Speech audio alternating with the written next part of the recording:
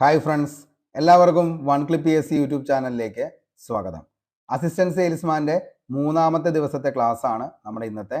ഇതുവരെയും നിങ്ങൾ തന്ന സ്നേഹത്തിനും സപ്പോർട്ടിനും ഒരുപാട് നന്ദി. കഴിഞ്ഞ ദിവസം നമ്മൾ ഡിസ്കസ് ചെയ്തത് യൂറോപ്യന്മാരുടെ ആഗമനം എന്ന് പറയുന്ന ടോപ്പിക്കാണ്. ആ ടോപ്പിക്കുമായി ബന്ധപ്പെട്ട ക്ലാസ് കാണാനായിട്ട് താല്പര്യമുള്ളവർ ആരെങ്കിലും ഉണ്ടെങ്കിൽ താഴെ ഡിസ്ക്രിപ്ഷൻ ബോക്സിൽ അതിൻ്റെ ലിങ്ക് അവൈലബിൾ ആണ്. കഴിഞ്ഞ ക്ലാസ്സിൻ്റെയും ഇന്നത്തെ ക്ലാസ്സിൻ്റെയും PDF നോട്ട് ലഭിക്കുന്നതിന് വേണ്ടി നമ്മുടെ ടെലഗ്രാം ചാനലിൽ കൂടി ഒന്ന് ജോയിൻ ചെയ്യുക. അപ്പോൾ അതിൻ്റെ ലിങ്കും താഴെ ഡിസ്ക്രിപ്ഷൻ ബോക്സിൽ അവൈലബിൾ ആണ്.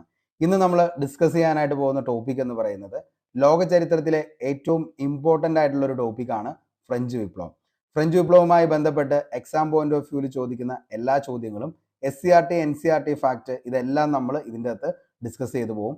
അപ്പോൾ ക്ലാസ് മൊത്തമായിട്ട് കാണാനായിട്ട് ശ്രമിക്കുക. അതേപോലെ തന്നെ ക്ലാസ് ഇഷ്ടപ്പെട്ടെങ്കിൽ നിങ്ങളുടെ അഭിപ്രായം താഴെ കമൻറ്റ് ബോക്സിൽ രേഖപ്പെടുത്തുക. ഉപകാരപ്രദമാണ് എന്ന് തോന്നുകയാണെങ്കിൽ നിങ്ങളുടെ സുഹൃത്തുക്കളിലേക്കും ഒന്ന് ഷെയർ ചെയ്യുക. അപ്പോൾ നമുക്ക് നേരെ ഇന്നത്തെ ടോപ്പിക്കിലേക്ക് പോകാം. നമ്മളിന്ന് ഫ്രഞ്ച് വിപ്ലവത്തെക്കുറിച്ചാണ് പറയാനായിട്ട് പോകുന്നത്. ഫ്രഞ്ച് വിപ്ലവം എന്ന് പറയുമ്പോൾ തന്നെ നമ്മുടെ മനസ്സിലേക്ക് ആദ്യം വരുന്നൊരു പോയിന്റാണ് വിപ്ലവങ്ങളുടെ മാതാവ് എന്നറിയപ്പെടുന്ന വിപ്ലവം ഏതാണെന്ന് ചോദിച്ചു കഴിഞ്ഞാൽ അത് ഫ്രഞ്ച് വിപ്ലവമാണ്. ഫ്രഞ്ച് വിപ്ലവം നടന്നത് ഏത് നൂറ്റാണ്ടിലാണ് എന്ന് ചോദിച്ചു കഴിഞ്ഞാൽ ഏത് നൂറ്റാണ്ടിലാണ് ഫ്രഞ്ച് വിപ്ലവം നടക്കുന്നത്? 18ാം നൂറ്റാണ്ടിലാണ് ഫ്രഞ്ച് വിപ്ലവം നടക്കുന്നത്. ഫ്രഞ്ച് വിപ്ലവം നടന്ന വർഷം എന്നാണെന്ന് ചോദിച്ചു കഴിഞ്ഞാൽ 1789 ഫ്രഞ്ച് വിപ്ലവം നടന്ന വർഷം എന്ന് പറയുന്നത്. അതേപോലെ തന്നെ ഫ്രഞ്ച് വിപ്ലവം നടക്കുന്ന സമയത്ത് ആരായിരുന്നു ഫ്രാൻസിലെ ഭരണാധികാരി എന്ന് ചോദിച്ചു കഴിഞ്ഞാൽ അത് ലൂയി 16 എന്ന് പറയുന്ന രാജാവാണ്. അപ്പോൾ ലൂയി 16 ഫ്രഞ്ച് വിപ്ലവ സമയത്ത് ഫ്രാൻസിലെ ഭരണാധികാരി എന്ന് പറയുന്നത്. അതേപോലെ തന്നെ ഏറ്റവും ഇമ്പോർട്ടൻ്റ് ആയിട്ടുള്ള ഒരു പോയിന്റ് ആണ് നിലവിൽ ഈ പറയുന്ന ഫ്രാൻസിലെ സൊസൈറ്റി 18ാം നൂറ്റാണ്ടിൽ എത്രയായിട്ടാണ് തരംതിരിച്ചിരുന്നത്, അല്ലെങ്കിൽ എന്തായിട്ടാണ് ഫ്രാൻസിലെ സൊസൈറ്റി അറിയപ്പെട്ടിരുന്നത് എന്ന് ചോദിച്ചു കഴിഞ്ഞാൽ അന്ന് 3 എസ്റ്റേറ്റുകളായിട്ടാണ് ഫ്രാൻസിലെ സൊസൈറ്റിയെ തിരിച്ചിരുന്നത്. അങ്ങനെ 3 എസ്റ്റേറ്റുകളും അതേപോലെ തന്നെ 3 എസ്റ്റേറ്റിൽപ്പെട്ട ആളുകളെ 3 കാറ്റഗറി ആയിട്ടായിരുന്നു നിലവിൽ തിരിച്ചിരുന്നത്. അത് ആരൊക്കെയാണെന്നും അവരുടെ പ്രത്യേകതകൾ എന്തൊക്കെയാണെന്നുള്ളതും നമ്മൾ ഇനി പറയും. അതേപോലെ തന്നെ നിങ്ങളൊന്ന് ഓർത്തു വയ്ക്കുക, നിലവിൽ ഈ എസ്റ്റേറ്റുകൾ എത്രയായിട്ടാണ് തിരിച്ചതെന്ന് ചോദിച്ചപ്പോൾ നമ്മൾ പറഞ്ഞു 3 എസ്റ്റേറ്റുകളായിട്ടാണ് നിലവിൽ തിരിച്ചിരുന്നത്.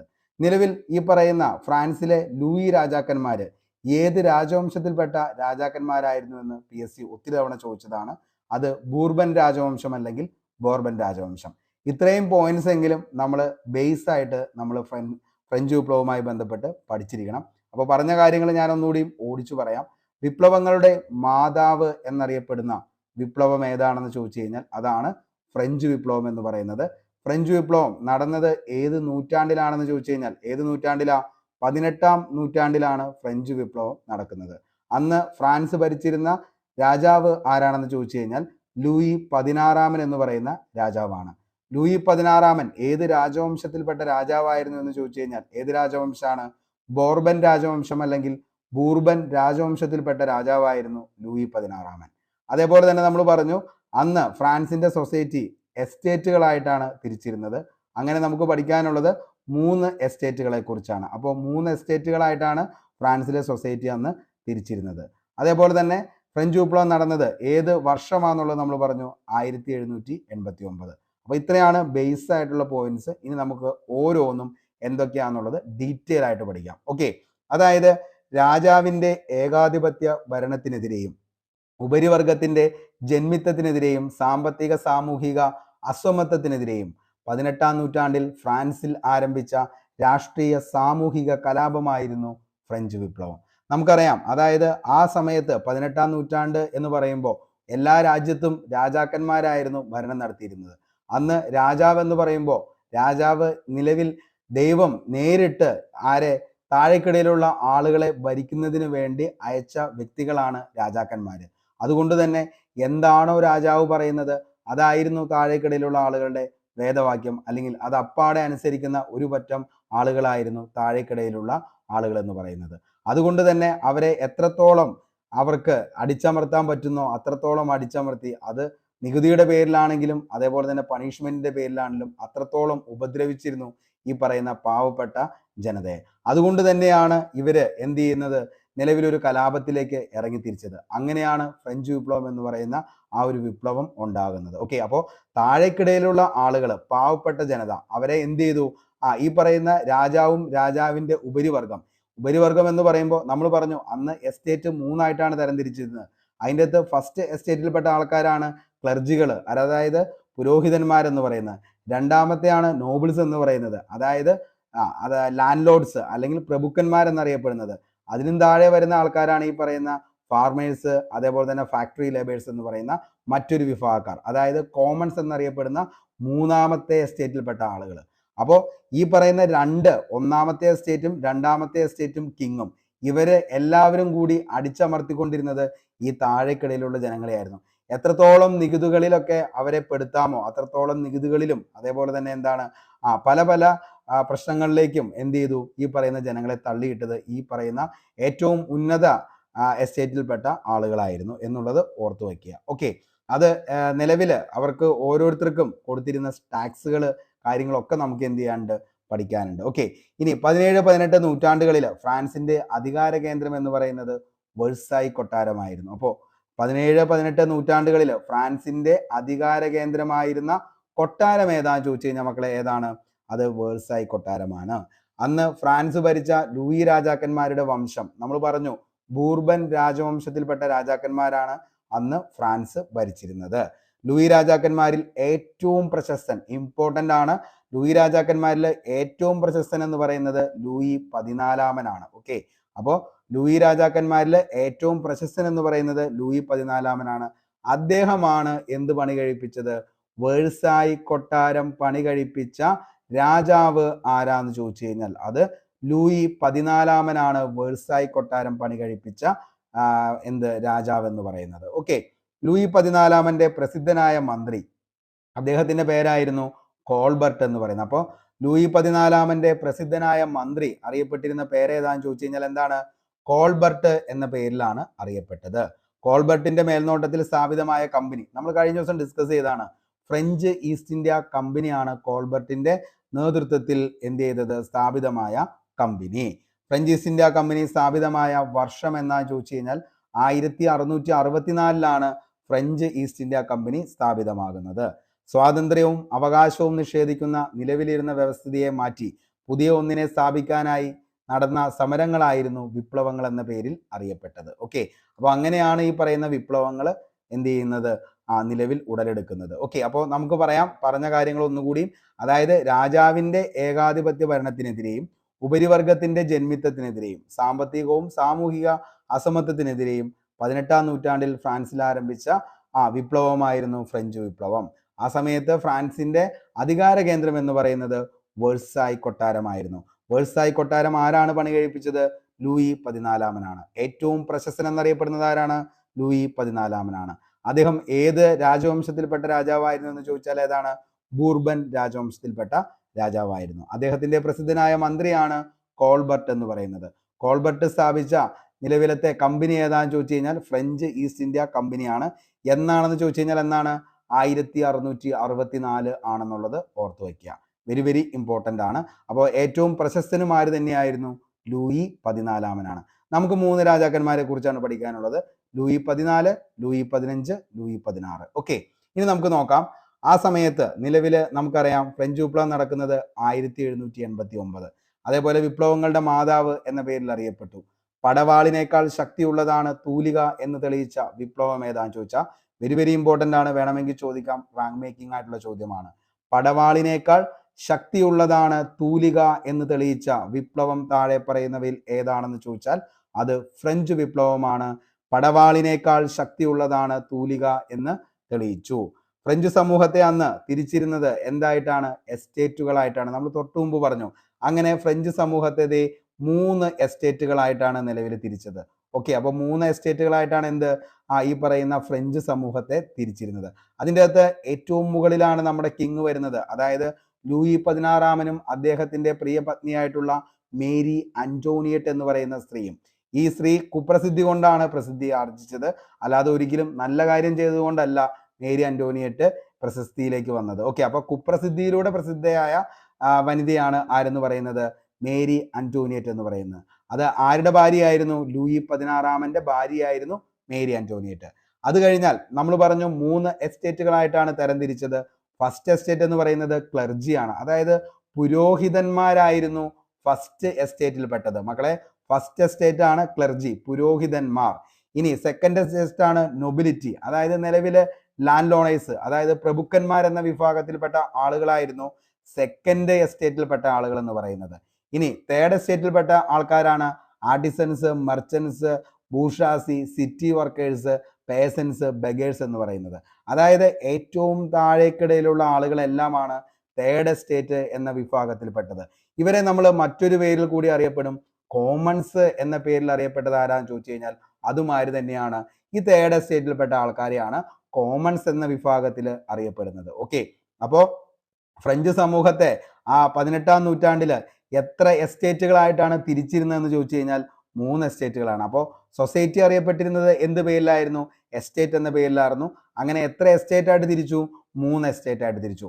ഒന്നാമത്തെ എസ്റ്റേറ്റ് ക്ലർജി, രണ്ടാമത്തെ എസ്റ്റേറ്റ് നൊബിലിറ്റി, തേർഡ് എസ്റ്റേറ്റ് എന്ന് പറയുന്നത് artisans, merchants, bourgeoisie, city workers, peasants, beggars. അതായത് കരകൗശല ജോലികളിൽ ഏർപ്പെട്ട ആൾക്കാരാണ് ആർട്ടിസൻസ്. മർച്ചൻസ് എന്ന് പറഞ്ഞാൽ വ്യാപാരികൾ. ബൂർഷാസി എന്ന് പറഞ്ഞു കഴിഞ്ഞാൽ നിലവിൽ ഈ പറയുന്ന ഈ പറയുന്ന ഉപരിവർഗത്തിന്റെയും അതേപോലെ തന്നെ മധ്യവർഗത്തിന്റെയും ഇവരുടെയൊക്കെ ഇടയിൽ നിലവിൽ കച്ചവടം ചെയ്തിരുന്ന ഒരു കൂട്ടം ആൾക്കാരായിരുന്നു ഏതെന്ന് പറയുന്നത്? ബൂർഷാസി എന്ന് പറയുന്നത്. പിന്നെ സിറ്റി വർക്കേഴ്സ്, പേസൻസ്, അതേപോലെ തന്നെ കർഷകരും, അതേപോലെ തന്നെ ബാക്കിയുള്ള ആളുകളും. അങ്ങനെയാണ് ഈ പറയുന്ന തേർഡ് എസ്റ്റേറ്റ് എന്ന് പറയുന്നത്. അപ്പോൾ മോഡൽ ആരാണ്? കിങ് ആണ്. അപ്പോൾ ഇങ്ങനെയായിരുന്നു അന്ന് ഫ്രഞ്ച് സൊസൈറ്റി എന്ത് ചെയ്തുകൊണ്ടിരുന്നത്? തിരിച്ചുകൊണ്ടിരുന്നത്. ഓക്കെ, അപ്പോൾ ഇതാണ് ഈ കാണുന്ന ചിത്രം നോക്കിക്കഴിഞ്ഞാൽ നിങ്ങൾക്ക് മനസ്സിലാവും. പക്ഷേ ഇതിൻ്റെ അകത്ത് ഈ ഒരു ചിത്രത്തിൽ നിങ്ങൾ കാണുന്നത് മനസ്സിലാവും. അതായത് ഫസ്റ്റ് എസ്റ്റേറ്റ് ക്ലർജിയാണ്, സെക്കൻഡ് എസ്റ്റേറ്റ് നൊബിലിറ്റി, തേർഡ് എസ്റ്റേറ്റിനെ വീണ്ടും 3 കാറ്റഗറി ആയിട്ട് തിരിച്ചിട്ടുണ്ട്. അതെന്താണെന്ന് ചോദിച്ചു കഴിഞ്ഞാൽ ഇതിൻ്റെ അകത്ത് ഈ പറയുന്ന ആദ്യത്തെ എസ്റ്റേറ്റിൽപ്പെട്ട big businessman, merchants, court officials, court officials, lawyers, teachers, അങ്ങനെ കുറച്ച് വിഭാഗത്തിൽപ്പെട്ട ആൾക്കാരാണ് നിലവിൽ ഈ പറയുന്ന തേർഡ് എസ്റ്റേറ്റിലെ ഏറ്റവും ടോപ്പിൽ നിന്ന ആൾക്കാർ. അതിൻ്റെ താഴെ വരുന്നതാണ് പേസൻസും ആർട്ടിസൻസും, അതായത് കർഷകരും ഈ പറയുന്ന കരകൗശല നിർമ്മാണ പ്രവർത്തനങ്ങളിൽ ഏർപ്പെട്ട ആൾക്കാരും. അതിൻ്റെ താഴെ വരുന്നതാണ് സ്മോൾ പേസൻസ്, ലാൻഡ്ലെസ് ലേബർ സർവൻസ്, അതായത് ഈ പറയുന്ന ഏറ്റവും താഴെക്കിടയിലുള്ള കർഷകർ. അതേപോലെ തന്നെ നിലവിൽ ഈ പറയുന്ന പാട്ടത്തിന് ഭൂമി എടുത്ത് കൃഷി ചെയ്യുന്ന വളരെ ഏറ്റവും പാവപ്പെട്ട ആൾക്കാർ, അവരുമായിരുന്നു ഇതിൻ്റെ അകത്ത് വന്നിരുന്നത്. ഇതിൻ്റെ അകത്ത് നിലവിൽ ഈ പറയുന്ന ഫ്രഞ്ച് വിപ്ലവത്തിലേക്ക് ഒരു ലീഡർഷിപ്പ് കൊടുത്തത് ഏത് ആൾക്കാരാണെന്ന് ചോദിച്ചു കഴിഞ്ഞാൽ ഈ പറയുന്ന തേർഡ് എസ്റ്റേറ്റിലെ ഫസ്റ്റ് പാർട്ടിപ്പെട്ട ആൾക്കാരാണ്. അതായത് big businessman, merchants, court officials, lawyers, doctors, teachers, അത്യാവശ്യം സാമ്പത്തികമായിട്ടും വിദ്യാഭ്യാസപരമായിട്ടും കുറച്ച് മുന്നിൽ നിൽക്കുന്ന ആളുകൾ, അവരാണ് ശരിക്കും ഇതിന് ആദ്യകാലങ്ങളിൽ നേതൃത്വം വഹിച്ചതെന്ന് കാണാനായിട്ട് പറ്റും ചരിത്രത്തിലേക്ക് നമ്മൾ നോക്കുമ്പോൾ. ഓക്കെ, അപ്പോൾ ഇത്രയും കാര്യങ്ങൾ വളരെ വ്യക്തമായെന്ന് കരുതുന്നു. അന്ന് സൊസൈറ്റി 3ആയിട്ട് തരംതിരിച്ചു: ക്ലർജി, നൊബിലിറ്റി, അതേപോലെ തന്നെ തേർഡ് എസ്റ്റേറ്റിലെ ഫാർമേഴ്സ്, ഫാക്ടറി ലേബേഴ്സ്. ഓക്കെ, ഇനി നമുക്ക് നോക്കാം ഫ്രഞ്ച് സമൂഹത്തെ എസ്റ്റേറ്റുകളായിട്ടാണ് തിരിച്ചിരുന്നത്. ഫ്രഞ്ച് സമൂഹത്തിൽ നിലനിന്നിരുന്ന എസ്റ്റേറ്റുകളുടെ എണ്ണം 3ആണ്. ഒന്നാമത്തെ എസ്റ്റേറ്റിൽ ഉൾപ്പെട്ടവരാണ് പുരോഹിതരെന്ന് പറയുന്നത്, അതായത് ക്ലർജി. ഇനി രണ്ടാമത്തെ എസ്റ്റേറ്റിൽ ഉൾപ്പെട്ടവരാണ് പ്രഭുക്കന്മാർ, നൊബിലിറ്റി. ഇനി മൂന്നാമത്തെ എസ്റ്റേറ്റിൽ ഉൾപ്പെട്ട ആളുകളാണ് കച്ചവടക്കാർ, എഴുത്തുകാർ, അഭിഭാഷകർ, ഉദ്യോഗസ്ഥർ, ബാങ്കർ, അധ്യാപകർ എന്നിവരും അടങ്ങിയ മധ്യവർഗവും കർഷക തൊഴിലാളികളും, അതായത് ഫാക്ടറി ലേബേഴ്സ് ആൻഡ് ഫാർമേഴ്സ്, ഇവരുമാണ് ഈ പറയുന്ന മൂന്നാമത്തെ എസ്റ്റേറ്റിൽപ്പെട്ട ആളുകൾ എന്ന് പറയുന്നത്. ഈ മൂന്നാമത്തെ എസ്റ്റേറ്റിൽ പെട്ട ആളുകൾ അറിയപ്പെട്ടിരുന്ന പേരായിരുന്നു കോമൺസ്. ഒരു പ്രാവശ്യം ഇത് ചോദിച്ചിട്ടുണ്ട്. മൂന്നാമത്തെ എസ്റ്റേറ്റിൽ പെട്ട ആളുകൾ അറിയപ്പെട്ടിരുന്നത് ഏത് പേരിലാണെന്ന് ചോദിച്ചു കഴിഞ്ഞാൽ കോമൺസ് എന്ന പേരിലാണ് അവര് അറിയപ്പെട്ടത്. പ്രഭുക്കന്മാർ പൊരുതും, പുരോഹിതന്മാർ പ്രാർത്ഥിക്കും, ജനങ്ങൾ നികുതി അടയ്ക്കും. ഈ അസമത്വം നിലനിന്നിരുന്ന രാജ്യമായിരുന്നു 18-ാം നൂറ്റാണ്ടിലെ ഫ്രാൻസ് എന്ന് പറയുന്നത്. അപ്പോൾ എന്താണ്? പ്രഭുക്കന്മാരെന്ന് പറയുന്നവര് പൊരുതും, പുരോഹിതന്മാരെന്ന് പറയുന്ന ആൾക്കാർ പ്രാർത്ഥിച്ചുകൊണ്ടിരിക്കും, ജനങ്ങൾ എന്ന് പറയുന്നവരായിരുന്നു എന്നും നികുതി അടച്ച് എന്ത് ചെയ്തുകൊണ്ടിരുന്നത്? ഈ പറയുന്ന ബാക്കിയുള്ള വിഭാഗക്കാരെ പോറ്റിക്കൊണ്ടിരുന്നത്. ഓക്കെ, ഇനി നമുക്ക് ഓരോരുത്തരെയും കുറിച്ച് പഠിക്കാം. ഒന്നാമത്തെ എസ്റ്റേറ്റ് ആണ് ധാരാളം ഭൂപ്രദേശം കൈവശം വെച്ചു. കർഷകരിൽ നിന്നും തീതെ, വെരി വെരി ഇമ്പോർട്ടൻ്റ് ആണ്, ഓർത്തു വച്ചോ. കർഷകരിൽ നിന്നും തീതെ എന്ന പേരിലുള്ള നികുതി പിരിച്ചത് താഴെ പറയുന്നവയിൽ എത്രാമത്തെ എസ്റ്റേറ്റിൽപ്പെട്ട ആളുകളാണെന്ന് ചോദിച്ചു കഴിഞ്ഞാൽ ഒന്നാമത്തെ എസ്റ്റേറ്റിൽപ്പെട്ട ആളുകളാണ് കർഷകരിൽ നിന്നും എന്ത് തീതെ എന്ന പേരിലുള്ള നികുതി പിരിച്ചത്. ഓക്കെ, അപ്പോൾ കർഷകരിൽ നിന്നും തീതെ എന്ന പേരിലുള്ള നികുതി പിരിച്ചത് ഒന്നാമത്തെ എസ്റ്റേറ്റിൽപ്പെട്ട ആളുകളാണ്.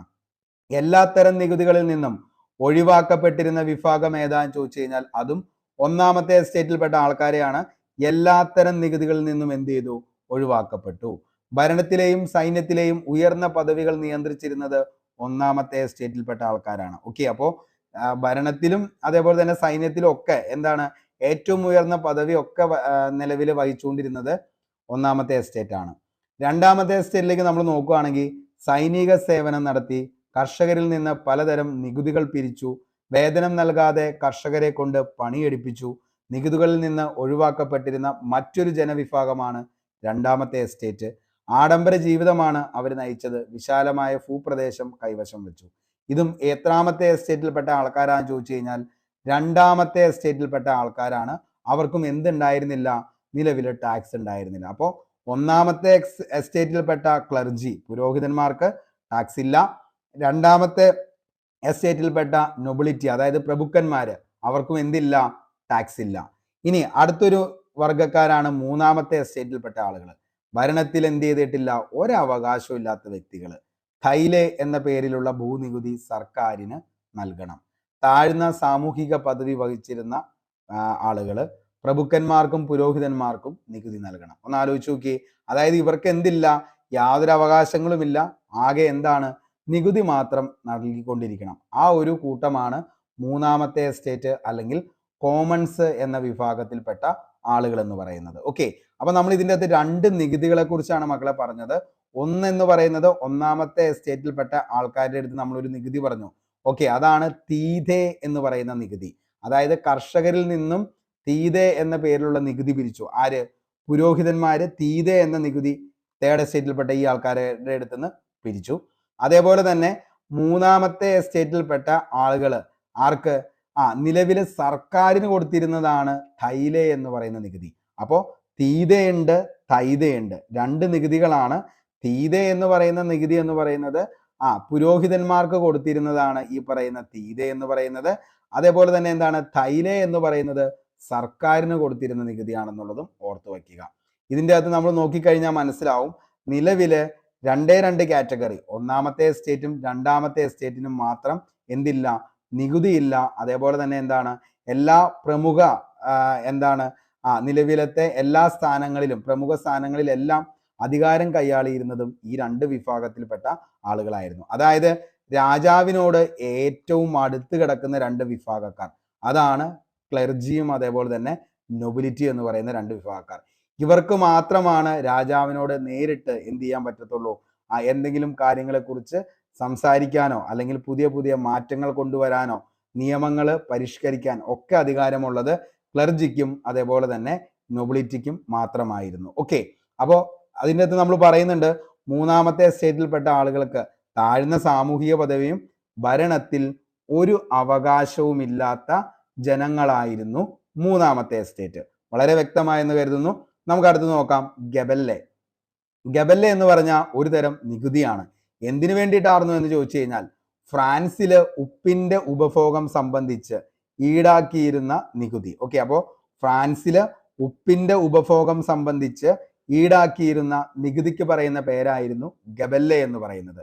ഈ ഗബല്ലെ എന്ന് പറയുന്ന നികുതി പ്രഭുക്കന്മാരും പുരോഹിതന്മാരും അതേപോലെ തന്നെ മറ്റു ചില പ്രത്യേക വ്യക്തികൾ, അതായത് ഈ പറയുന്ന പ്രഭുക്കന്മാർക്കും പുരോഹിതന്മാർക്കും വേണ്ടപ്പെട്ട കുറച്ച് ആളുകൾ, അവർക്കും എന്ത് ചെയ്യേണ്ട? ഗബല്ലെ എന്ന് പറയുന്ന നികുതി കൊടുക്കണ്ട. പക്ഷെ ആർക്ക് കൊടുക്കണം? നിലവിൽ ഈ താഴെ പറയുന്ന അതായത് തേർഡ് എസ്റ്റേറ്റിൽപ്പെട്ട കോമൺസ് എന്നറിയപ്പെടുന്ന ആളുകൾക്ക് എന്ത് ചെയ്യേണ്ടി വരും? ഗബല്ലെ എന്ന് പറയുന്ന ഒരു ടാക്സും കൊടുക്കേണ്ടി വരും. അതായത് ഉപ്പിന്റെ നികുതി കൊടുത്തിരുന്ന വിഭാഗവും ഏത് തന്നെയായിരുന്നു?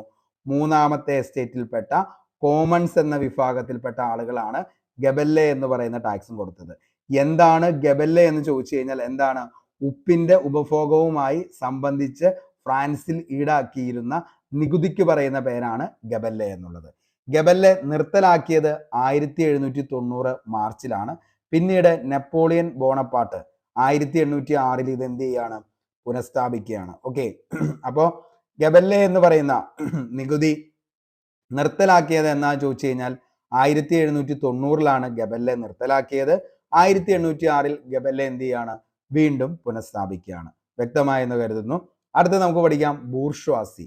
നമ്മളെപ്പോഴും പറയാറുണ്ട് ബൂർഷ്വാസിയാണ്, നീയൊക്കെ എന്ത് ബൂർഷ്വാസിയാണ്. പക്ഷെ അതിന്റെ മീനിങ് എന്താന്നുള്ളത് നമുക്കറിയാതെയാണ് ഈ ബൂർഷ്വാസി എന്ന് പറയുന്നത്.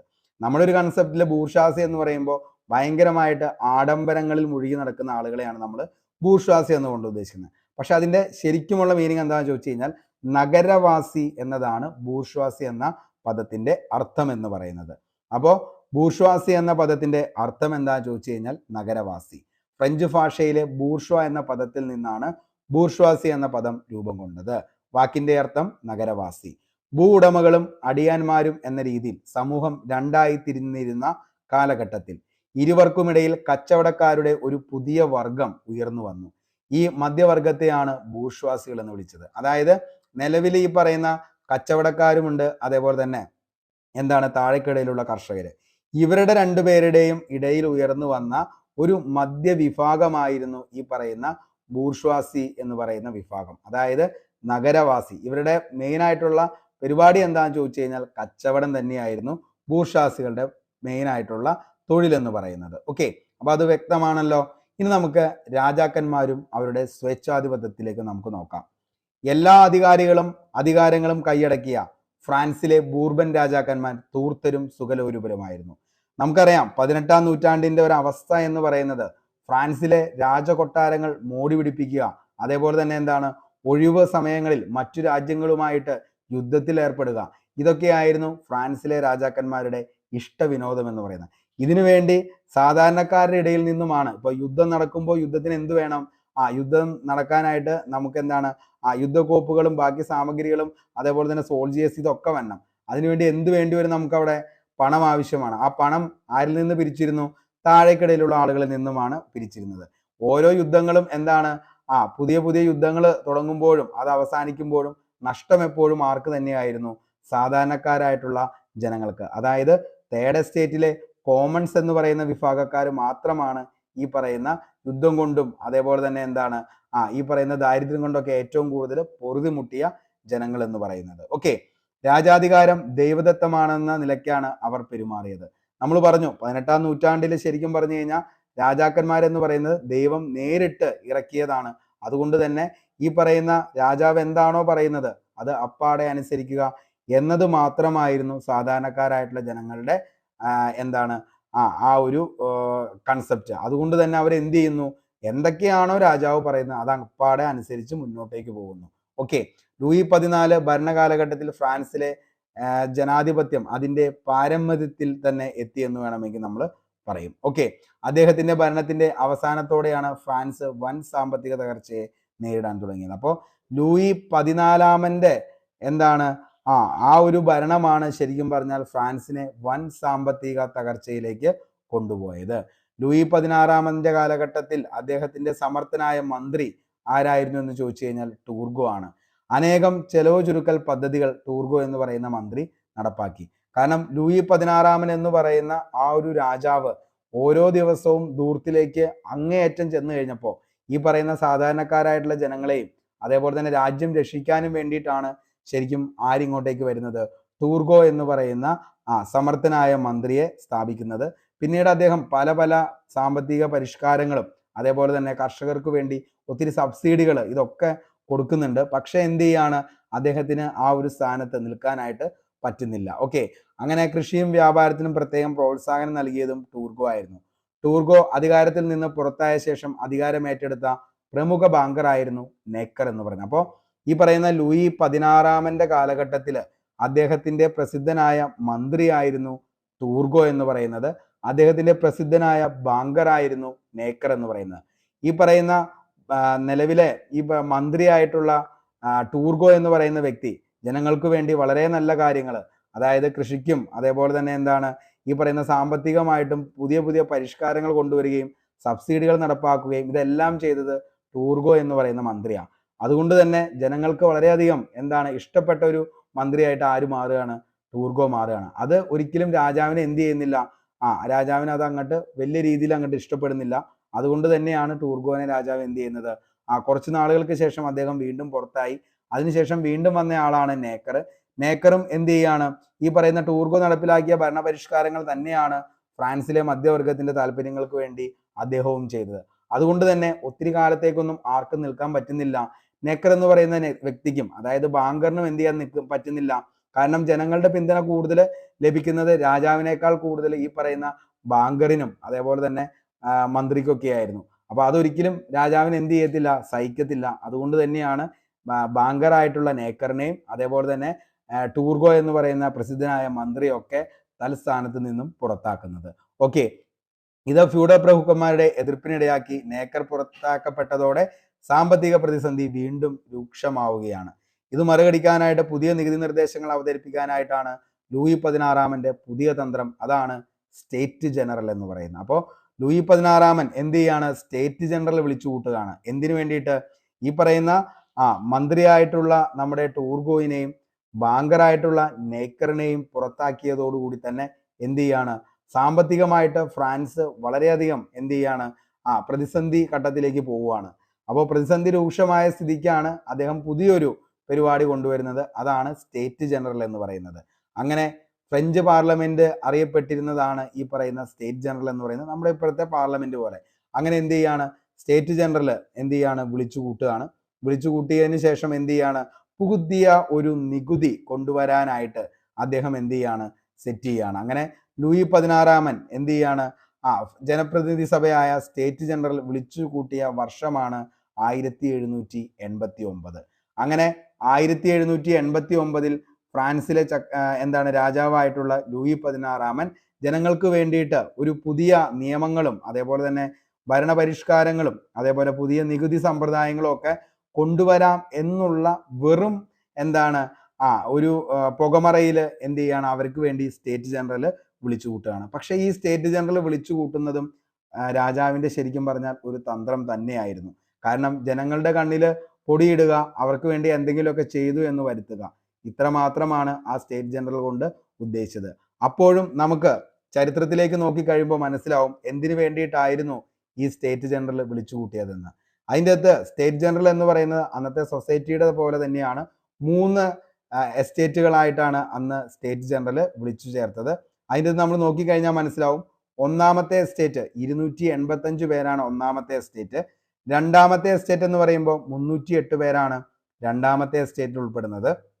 മൂന്നാമത്തെ എസ്റ്റേറ്റ് എന്ന് ചോദിച്ചു കഴിഞ്ഞാൽ 621 പേര്. അങ്ങനെ 3 എസ്റ്റേറ്റുകളായിട്ടാണ് സ്റ്റേറ്റ് ജനറൽ വിളിച്ചു കൂട്ടുന്നത്. ഓക്കെ, അപ്പോൾ നിങ്ങൾ നോക്കിക്കഴിഞ്ഞാൽ മനസ്സിലാവും. ഒന്നാമത്തെ എസ്റ്റേറ്റിൽ എന്താണ് 285, 2 308, മൂന്നാമ എസ്റ്റേറ്റ് ആണ് 621. അതായത് നിലവിലെ ഏറ്റവും വലുത് ഏതാന്ന് ചോദിച്ചു കഴിഞ്ഞാൽ 621 എണ്ണമുള്ള മൂന്നാമത്തെ എസ്റ്റേറ്റ് ആണ്. ഓക്കെ, ഇത് 2 കൂടിക്കഴിഞ്ഞാലും എന്ത് വരത്തില്ല, ഈ പറയുന്ന മൂന്നാമത്തെ എസ്റ്റേറ്റിനേക്കാൾ കൂടുതലാവാനായിട്ട് സാധിക്കത്തില്ല. അതുകൊണ്ട് തന്നെ ഇനി എന്ത് ചെയ്യാണ്, വീണ്ടും പ്രശ്നങ്ങളിലേക്കാണ് ഈ ഒരു സ്റ്റേറ്റ് ജനറൽ വിളിച്ചു കൂട്ടിയപ്പോഴും സംഭവിക്കുന്നത്.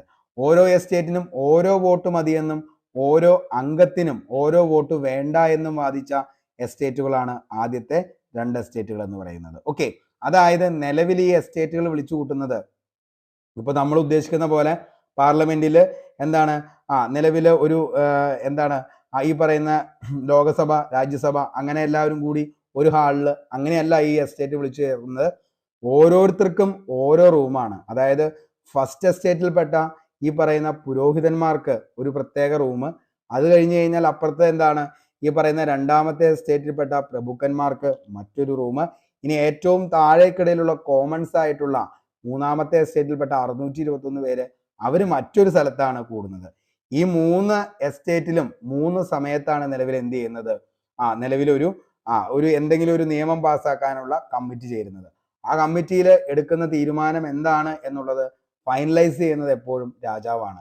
അപ്പോൾ അതെന്താണ് ഈ ഇവിടെ ചർച്ച ചെയ്യുന്നതെന്ന് പോലും ആർക്കും പരസ്പരം അറിയാനും പാടില്ല.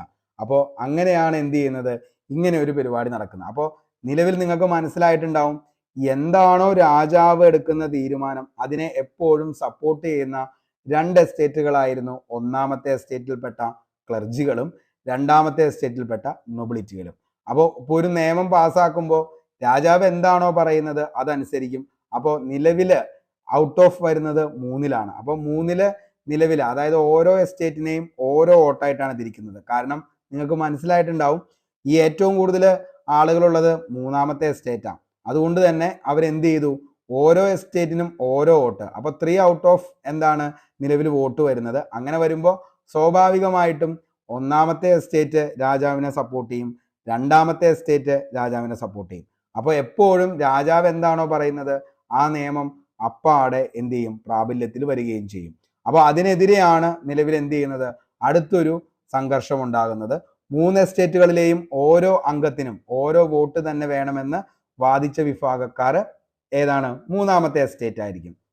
പക്ഷേ ഓരോ എസ്റ്റേറ്റിലെ ആളുകൾക്കും, അതായത് എസ്റ്റേറ്റിന് ഓരോ വോട്ട് മതി എന്ന് പറഞ്ഞതാണ് ഒന്നാമത്തെ എസ്റ്റേറ്റും രണ്ടാമത്തെ എസ്റ്റേറ്റും. ഓക്കെ, ഇനി വോട്ട് ചെയ്യുന്നതിലെ തർക്കം തുടരെ. തങ്ങളാണ് ഫ്രാൻസിലെ ദേശീയ അസംബ്ലി എന്ന് പ്രഖ്യാപിച്ചു ആര്, മൂന്നാമത്തെ എസ്റ്റേറ്റ്. അങ്ങനെ ഫ്രഞ്ച് വിപ്ലവ കാലത്ത് ഫ്രാൻസിലെ ചക്രവർത്തി ആയിരുന്നത് ആരായിരുന്നു എന്ന് ചോദിച്ചു കഴിഞ്ഞാൽ ആ സമയത്ത് ലൂയി 16 ആണ്. അപ്പോൾ അങ്ങനെ എന്ത് ചെയ്യാണ്, ഓരോ പ്രശ്നങ്ങളിലേക്ക് വീണ്ടും എന്ത് ചെയ്യാണ് ഇവർ പോവുകയാണ്. അതായത് നിലവിൽ ഇവർക്ക് എന്ത് കിട്ടുന്നില്ല, താഴേക്കിടയിലുള്ള അതായത് മൂന്നാമത്തെ എസ്റ്റേറ്റിൽപ്പെട്ട ആളുകൾക്ക് നീതി ലഭിക്കുന്നില്ല. അതുകൊണ്ട് തന്നെ അവരെന്ത് ചെയ്യാണ്, കൂടുതൽ കൂടുതൽ പ്രശ്നങ്ങളിലേക്ക് പോവാനായിട്ട് ഇറങ്ങിത്തിരിക്കുകയാണ്. അങ്ങനെയാണ് അവരെന്ത് ചെയ്യുന്നത്, നിലവിൽ ഈ പറയുന്ന ആളുകളെല്ലാവരും കൂടി എന്ത് ചെയ്യാണ്, തൊട്ടടുത്ത് അതായത് ഈ പറയുന്ന കൊട്ടാരത്തിന്റെ തൊട്ടടുത്തുള്ള ടെന്നീസ് കോർട്ടിലേക്ക് അവർ നടക്കുകയാണ്. ആ ടെന്നീസ് കോർട്ടിൽ വെച്ച് ഒരു പ്രതിജ്ഞ എടുക്കുകയാണ്. ആ പ്രതിജ്ഞയാണ് പിന്നീട് ചരിത്രത്തിൽ അറിയപ്പെട്ടത് ടെന്നീസ് കോർട്ട് പ്രതിജ്ഞ എന്ന്. നടന്ന വർഷം എന്നാന്ന് ചോദിച്ചു കഴിഞ്ഞാൽ 1789 ജൂൺ 20 ടെന്നീസ് കോർട്ട് പ്രതിജ്ഞ നടക്കുന്നത്. എന്തിനെ തുടർന്നാണെന്ന് ചോദിച്ചു കഴിഞ്ഞാൽ എന്താണ്, നിലവിൽ മൂന്നാമത്തെ എസ്റ്റേറ്റിലെ ആളുകൾക്കൊന്നും എന്ത് കിട്ടുന്നില്ല, അതായത് ഒരു പുതിയ ഭരണഘടന കിട്ടുന്നില്ല, അതേപോലെ തന്നെ എന്തില്ല, അവർക്ക് നീതി ലഭിക്കുന്നില്ല, സമത്വമില്ല. ഇതിനൊക്കെ എതിരെ ഈ പറയുന്ന മൂന്നാമത്തെ എസ്റ്റേറ്റിൽപ്പെട്ട ആളുകൾ എന്താണ്, ഇനി ഒരിക്കലും ഈ പറയുന്ന കാര്യങ്ങളൊന്നും ഞങ്ങൾക്ക് കിട്ടാതെ ഈ സ്ഥലത്ത് നിന്നും പിരിഞ്ഞു പോകത്തില്ല എന്ന് പറഞ്ഞുകൊണ്ട് പ്രതിജ്ഞ എടുത്തു. ആ പ്രതിജ്ഞയാണ് പിന്നീട് ടെന്നീസ് കോർട്ട് പ്രതിജ്ഞ എന്ന പേരിൽ അറിയപ്പെട്ടത്. നടന്ന വർഷം എന്നാണ് ചോദിച്ചു കഴിഞ്ഞാൽ മക്കളെ എന്താണ്, 1789 ജൂൺ 20 ടെന്നീസ് കോർട്ട് പ്രതിജ്ഞ നടക്കുന്നത്. അപ്പോൾ ഒന്ന് നോക്കിയേ, ടെന്നീസ് കോർട്ട് പ്രതിജ്ഞ ബന്ധപ്പെട്ടിരിക്കുന്ന വിപ്ലവം ഫ്രഞ്ച് വിപ്ലവം. പ്രതിജ്ഞ നടന്ന വർഷം 1789 ജൂൺ 20. മൂന്നാമത്തെ എസ്റ്റേറ്റിന് അടുത്തുള്ള ഒരു ടെന്നീസ് കോർട്ടിൽ സമ്മേളിക്കുകയും രാജാവിന്റെ അധികാരം പരിമിതപ്പെടുത്തിക്കൊണ്ട് ഫ്രാൻസിനായി ഒരു പുതിയ ഭരണഘടന തയ്യാറാക്കിയ ശേഷം മാത്രമേ പിരിഞ്ഞു പോവുകയുള്ളൂ എന്ന് പ്രതിജ്ഞ ചെയ്യുകയും ചെയ്ത സംഭവമാണ് ടെന്നീസ് കോർട്ട് പ്രതിജ്ഞ എന്ന് പറയുന്നത്. ഒത്തിരി തവണ PSC ചോദിച്ചിട്ടുണ്ട് ടെന്നീസ് കോർട്ട് പ്രതിജ്ഞ ഏത് വിപ്ലവവുമായി ബന്ധപ്പെട്ടിരിക്കുന്നു എന്ന് ചോദിച്ചു കഴിഞ്ഞാൽ ഏതാണ്, ഫ്രഞ്ച് വിപ്ലവമാണ്. ഓക്കെ, അതേപോലെ നമുക്കറിയാം 3 എസ്റ്റേറ്റുകളിലെ ഓരോ അംഗത്തെയും ഓരോ വോട്ടെന്ന് നമ്മൾ പറഞ്ഞു. അതേപോലെ തന്നെ എന്താണ്, ഈ ലൂയി 16 കുപ്രസിദ്ധയായ ഭാര്യ നമ്മൾ കുറച്ചു മുമ്പ് പറഞ്ഞതാണ്. ഭാര്യയുടെ പേരായിരുന്നു മേരി അന്റോണിയറ്റ് എന്ന് പറയുന്നത്. ശരിക്കും പറഞ്ഞാൽ ലൂയി 16 കൂടുതൽ കുപ്രസിദ്ധി ആർജിച്ച ഒരു വ്യക്തിയായിരുന്നു മേരി അന്റോണിയറ്റ്. കാരണം എന്താണെന്ന് ചോദിച്ചു കഴിഞ്ഞാൽ സുന്ദരി പക്ഷേ ശൂന്യമായ തലച്ചോറിനുടമ എന്ന ഖ്യാതി നേടിയ വനിത ആരാന്ന് ചോദിച്ചാൽ അതിന്റെ ഉത്തരവും മേരി അന്റോണിയറ്റ് ആണ്. കാരണം അന്നാട്ടിലെ ജനങ്ങൾക്ക് റൊട്ടിക്ക് പോലും വകയില്ലാതിരുന്ന ഒരു സമയത്ത്, അതായത് അവരുടെയൊക്കെ എന്താണ് ഓരോ ദിവസവും അവരുടെ ആഹാരം എന്ന് പറയുന്നത് റൊട്ടിയാണ്. റൊട്ടി കഴിക്കാൻ പോലും അവർക്ക് എന്തില്ല, കയ്യിൽ കാശില്ലാത്തൊരു സിറ്റുവേഷനിലാണ് ഈ പറയുന്ന സുന്ദരിയായിട്ടുള്ള അദ്ദേഹത്തിന്റെ ഭാര്യ മേരി അന്റോണിയറ്റ് പറയാണ്, നിങ്ങൾക്ക് റൊട്ടി ഇല്ലെങ്കിൽ എന്താ കേക്ക് തിന്നൂടെ എന്ന് പറയുന്ന ആ ഒരു ഒറ്റ പ്രസ്താവന കൊണ്ട് വൈറലായ ഒരു സ്ത്രീ ആയിരുന്നു ആരെന്ന് പറയുന്നത്, മേരി അന്റോണിയറ്റ് എന്ന് പറയുന്നത്. കാരണം എന്താണ്, ജനങ്ങൾക്ക് ഭക്ഷിക്കാൻ എന്തില്ല, റൊട്ടിയില്ല. അന്ന് വരേണ്യവർഗക്കാരുടെ മാത്രം തീന്മേശകളിൽ കാണപ്പെടുന്ന ഒരു ഐറ്റമാണ് കേക്ക് എന്ന് പറയുന്നത്. അപ്പൊ അവരോട് പറയാണ്, നിങ്ങൾ റൊട്ടി ഇല്ലെങ്കിൽ എന്ത് ചെയ്തോ, നിങ്ങൾ കേക്ക് തിന്നോന്ന്. അപ്പോൾ എത്രത്തോളം ആ ജനങ്ങൾ ക്ഷുഭിതരാവും, ജനങ്ങൾ എന്ത് ചെയ്യാണ്, വീണ്ടും എങ്ങോട്ടേക്ക് പോവാണ്, വൻ ഒരു വിപ്ലവത്തിലേക്ക് തന്നെ പോവാണ്. അതേപോലെ തന്നെ എന്താണ്, ഈ പറയുന്ന സ്ത്രീ, അദ്ദേഹത്തിന്റെ ഈ പറയുന്ന സ്ത്രീയുടെ പിറന്നാൾ സമ്മാനമായിട്ട് ലൂയി 16 എന്താണ് വൈഡൂര്യമാല വാങ്ങിക്കൊടുക്കുകയാണ്. ഈ വൈഡൂര്യമാലയിട്ട് സ്ട്രീറ്റിലൂടെ നടന്നതും എന്തിലേക്ക് ഈ ആള് വഴിവെച്ചു, ഭയങ്കരമായിട്ടുള്ള ഒരു പ്രതിഷേധത്തിലേക്ക് ജനങ്ങളുടെ വഴിവെക്കാനുണ്ടായ ഒരു കാരണവും അതായിരുന്നു. അതായത് ഈ പറയുന്ന വൈഡൂര്യമാല ഇട്ടുകൊണ്ടുള്ള അതായത് സാധാരണക്കാരായിട്ടുള്ള ജനങ്ങൾ അത്രയധികം എന്ത് ചെയ്യാണ്, കഷ്ടതയിലേക്ക് പോയിക്കൊണ്ടിരിക്കുന്ന സമയത്താണ് അവർക്കൊരു നേരത്തെ ഫുഡിന് പോലും വകയില്ല. അപ്പോൾ ഈ പറയുന്ന രാജാവ് അവരെ പരിഗണിക്കാതെ സ്വന്തം പത്നിക്ക് വേണ്ടിയിട്ട് എന്ത് ചെയ്യാണ്, വൈഡൂര്യമാല വാങ്ങിക്കൊടുക്കുകയാണ്. അപ്പോൾ വൈഡൂര്യമാല വിവാദവുമായി ബന്ധപ്പെട്ട സ്ത്രീ താഴെ പറയുന്നവയിൽ ആരാണ് എന്ന് ചോദിച്ചു കഴിഞ്ഞാൽ അതിൻ്റെ ഉത്തരവും ആര് തന്നെയാ? മേരി അന്റോണിയേറ്റ്. അപ്പോൾ ഫ്രഞ്ച് വിപ്ലവത്തിന്റെ സമയത്ത് ലൂയി 16 കുപ്രസിദ്ധിയായ ഭാര്യ മേരി അന്റോണിയേറ്റ്, സുന്ദരി പക്ഷേ ശൂന്യമായ തലച്ചോറിനുടമ എന്ന് പറഞ്ഞതും മേരി അന്റോണിയേറ്റ്, ഫ്രഞ്ച് വിപ്ലവ കാലത്ത് നിങ്ങൾക്ക് റൊട്ടി ഇല്ലെങ്കിൽ എന്താ കേക്ക് തിന്നൂടെ എന്ന് അഭിപ്രായപ്പെട്ട വനിത, അതുമാര് തന്നെയാണ്? മേരി അന്റോണിയേറ്റ് ആണ്. അതേപോലെ തന്നെ ഫ്രഞ്ച് വിപ്ലവത്തിന്റെ ലക്ഷ്യം എന്തായിരുന്നു എന്ന് ചോദിച്ചു കഴിഞ്ഞാൽ നമുക്കറിയാം, സ്വാതന്ത്ര്യം, സമത്വം, സാഹോദര്യം എന്നീ ആശയങ്ങളുടെ അടിസ്ഥാനത്തിൽ സമൂഹത്തെ പുനഃസൃഷ്ടിക്കുക എന്നതായിരുന്നു ഫ്രഞ്ച് വിപ്ലവത്തിന്റെ ലക്ഷ്യം എന്ന് പറയുന്നത്. അപ്പോൾ ഫ്രഞ്ച് വിപ്ലവത്തിന്റെ ലക്ഷ്യം എന്ന് പറയുന്നത് എന്തൊക്കെയാ? സ്വാതന്ത്ര്യം, സമത്വം, സാഹോദര്യം എന്നീ ആശയങ്ങളുടെ അടിസ്ഥാനത്തിൽ സമൂഹത്തെ പുനഃസൃഷ്ടിക്കുക. അപ്പൊ നമ്മൾ പറഞ്ഞു ടെന്നീസ് കോർട്ട് പ്രതിജ്ഞ. അതേപോലെ തന്നെ ഇമ്പോർട്ടൻ്റ് ആണ് ബാസ്റ്റിൽ ജയിൽ ആക്രമണം എന്ന് പറയുന്നത്. ബോർബൻ രാജവാഴ്ചയുടെ പ്രതീകമായിരുന്ന തടവറയാണ് ബാസ്റ്റിൽ കോട്ട എന്ന് പറയുന്നത്. ബാസ്റ്റിൽ കോട്ട തകർത്ത വർഷം 1789 ജൂലൈ 14. ഫ്രഞ്ച് വിപ്ലവത്തിന്റെ ആരംഭമായി കണക്കാക്കുന്ന സംഭവം നമ്മുടെ ഈ പറയുന്ന ക്ലാസിന്റെ സ്റ്റാർട്ടിങ്ങിൽ നമ്മൾ കാണുന്ന പിക്ചർ ഉണ്ട്. ഇതാണ് എന്തെന്ന് പറയുന്നത്? ബാസ്റ്റിൽ കോട്ട ആക്രമണം എന്ന് പറയുന്നത്. അപ്പോൾ ഈ സമയത്താണ് എന്ത് ചെയ്യുന്നത്? ജനങ്ങൾ വളരെയധികം ക്ഷുഭിതരാവുകയും അതേപോലെ തന്നെ ബാസ്റ്റിൽ കോട്ടയിലേക്ക് ഇടിച്ചു കയറുകയും അവിടെ വെച്ച് എന്ത് ചെയ്യാണ്? ഇവിടെ ഉണ്ടായിരുന്ന യുദ്ധത്തടവുകാരെ മോചിപ്പിക്കുകയും യുദ്ധക്കോപ്പുകളും വെടിമരുന്നുകളും ഒക്കെ എടുത്തുകൊണ്ട് വരികയും അവിടെ ഉണ്ടായിരുന്ന എന്താണ് കാവൽ ഭടന്മാരെയൊക്കെ എന്ത് ചെയ്യാണ്? ക്രൂരമായിട്ട് കൊന്നു തള്ളുകയാണ്. ആ കാഴ്ചയാണ് ഏതെന്ന് പറയുന്നത് ഈ കാണുന്നത്. അപ്പോൾ അതിനെയാണ് എന്തെന്ന് പറയുന്നത്? ബാസ്റ്റിൽ ജയിൽ ആക്രമണം എന്ന് പറയുന്നത്. നടന്ന വർഷം എന്നാ ചോദിച്ചു കഴിഞ്ഞാൽ 1789 ജൂലൈ 14 എന്ത് നടക്കുന്നത്? ബാസ്റ്റിൽ ജയിൽ ആക്രമണം നടക്കുന്നത്. അങ്ങനെ ബാസ്റ്റിൽ ജയിൽ കോട്ട തകർത്ത് ബോർബൻ രാജവാഴ്ചയുടെ ആ ഒരു എന്താണ് പ്രതീകത്തെ എന്നേക്കുമായിട്ട് നശിപ്പിക്കുകയാണ് ആര്? സാധാരണക്കാരായിട്ടുള്ള ജനങ്ങൾ. അതുകൊണ്ട് തന്നെയാണ് ഈ പറയുന്ന ഫ്രഞ്ച് ദേശീയ ദിനമായിട്ട് ആചരിക്കുന്നത് ജൂലൈ 14 ആകുന്നത്. ഓക്കെ, അപ്പോൾ എന്നാണ് ഫ്രാൻസിന്റെ ദേശീയ ദിനമായിട്ട് ആചരിക്കുന്നത് എന്ന് ചോദിച്ചു കഴിഞ്ഞാൽ അത് ജൂലൈ 14. ഓക്കെ, അപ്പോൾ ബോർബൻ രാജവാഴ്ചയുടെ പ്രതീകമായി അറിയപ്പെട്ടിരുന്ന താഴെ പറയുന്നവയിൽ ഏത് കോട്ടയാണ് എന്ന് ചോദിച്ചു കഴിഞ്ഞാൽ അത് ബാസ്റ്റിൽ കോട്ടയാണ്. ബാസ്റ്റിൽ ജയിൽ ആക്രമിച്ച് സാധാരണക്കാരായിട്ടുള്ള ജനങ്ങൾ എന്ത് ചെയ്യാണ്? അത് മൊത്തം കീഴ്പ്പെടുത്തിയതിന് ശേഷം യുദ്ധത്തടവുകാരെയും യുദ്ധ സാമഗ്രികളും വെടിക്കോപ്പുകളും എല്ലാം എടുത്തുകൊണ്ട് അവർ എന്ത് ചെയ്യാണ്? സ്ട്രീറ്റിലേക്ക് വീണ്ടും യുദ്ധത്തിന് വേണ്ടി ഇറങ്ങിത്തിരിക്കുകയാണ്. ഓക്കെ, അപ്പോൾ ആ കാര്യം ഒന്ന് ഓർത്തു വെച്ചോ. അപ്പോൾ ബാസ്റ്റിൽ ജയിൽ ആക്രമണം, ടെന്നീസ് കോർട്ട് പ്രതിജ്ഞ, അതേപോലെ തന്നെ മേരി അന്റോണിയേറ്റ്, സ്റ്റേറ്റ് ജനറൽ വിളിച്ചു കൂട്ടിയത്, അതേപോലെ തന്നെ ലൂയി 14, ലൂയി 16 ഇതൊക്കെ ഏത് വിപ്ലവവുമായി ബന്ധപ്പെട്ടിരിക്കുന്നു എന്ന് ചോദിച്ചു കഴിഞ്ഞാൽ ഏതാണ്? നമ്മുടെ ഫ്രഞ്ച് വിപ്ലവവുമായി ബന്ധപ്പെട്ട ആളുകളാണ് ഇവരെല്ലാവരും. ഓക്കെ, ഇനി നമുക്ക് പഠിക്കാം അടുത്ത ഒരു കാര്യം എന്ന് പറയുന്നത്, അതായത് ഫ്രാൻസിന്റെ ആ ഒരു സമയത്ത് എന്താണ്? മനുഷ്യാവകാശ പ്രഖ്യാപനം നടക്കുകയാണ്. എന്നാണെന്ന് ചോദിച്ചു കഴിഞ്ഞാൽ ഫ്രാൻസിലെ ദേശീയ അസംബ്ലി മനുഷ്യാവകാശ പ്രഖ്യാപനം പാസാക്കിയ വർഷം 1789 ഓഗസ്റ്റ് 12 ഫ്രാൻസില് മനുഷ്യാവകാശ പ്രഖ്യാപനം എന്ത് ചെയ്യുന്നത്? പാസ്സാക്കുന്നത്. മനുഷ്യാവകാശ പ്രഖ്യാപനത്തിൽ നിലവിൽ പ്രതിഫലിക്കുന്ന ആശയങ്ങൾ ആരുടെയാണെന്ന് ചോദിച്ചു കഴിഞ്ഞാൽ റൂസോയുടെയാണ്. ഓക്കെ, അപ്പോൾ എന്താണ്? ദേശീയ അസംബ്ലി തയ്യാറാക്കി എന്ത്? മനുഷ്യാവകാശ പ്രഖ്യാപനത്തിന്റെ ഭാഗമായിട്ട്. അങ്ങനെ ഫ്രാൻസിൽ ദേശീയ അസംബ്ലി മനുഷ്യാവകാശ പ്രഖ്യാപനം പാസ്സാക്കിയത് 1789 ഓഗസ്റ്റ് 12. ഈ ഓഗസ്റ്റ് 12 മനുഷ്യാവകാശം പ്രഖ്യാപനം നടത്തിയപ്പോൾ അതിൻ്റെ അകത്ത് നിഴലിക്കുന്നത് ആരുടെ ആശയങ്ങളായിരുന്നു എന്ന് ചോദിച്ചു കഴിഞ്ഞാൽ അത് റൂസോയുടെ ആശയങ്ങളായിരുന്നു. ഓക്കെ, പാരീസ് നഗരത്തിലെ ആയിരക്കണക്കിന് സ്ത്രീകൾ ഭക്ഷണം വേണമെന്ന് മുദ്രാവാക്യവുമായി വേഴ്സായ് കൊട്ടാരത്തിലേക്ക് പ്രകടനം നടത്തിയ വർഷമാണ് 1789 ഒക്ടോബർ. പുതിയ ഭരണഘടനാ പ്രകാരം ഒരു നിയമനിർമ്മാണ സഭ ഉണ്ടാവുകയും ഈ നിയമനിർമ്മാണ സഭയിലെ പ്രധാന കക്ഷികളായിരുന്നു ജാക്കോബിനുകളും ജിറോണ്ടിസ്റ്റുകളും.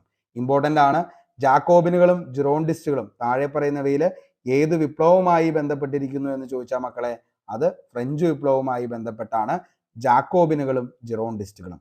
ആരായിരുന്നു ജാക്കോബിനുകൾ എന്ന് പറഞ്ഞു കഴിഞ്ഞാൽ വിപ്ലവാത്മകരമായ ആശയങ്ങളുടെ വക്താക്കൾ. നമ്മളറിയാം, അതായത് എക്സ്ട്രീമിസ്റ്റും അതേപോലെ തന്നെ എന്താണ് ആ ഒരു സമയത്ത് നമുക്കറിയാം മിതവാദികളും തീവ്രവാദികളും എന്നൊക്കെ പറഞ്ഞുകൊണ്ട് തിരിഞ്ഞ ഒരു കാലഘട്ടമുണ്ട്. അതേപോലെ അതിൻ്റെ അകത്ത് എന്താണ് ജാക്കോബിനുകൾ എന്ന് പറയുന്ന വിപ്ലവകാത്മകമായ ആശയങ്ങളുടെ വക്താക്കളായിരുന്നു ജാക്കോബിനുകൾ. ജിറോണ്ടിസ്റ്റുകൾ എന്ന് പറഞ്ഞ മിതവാദികൾ.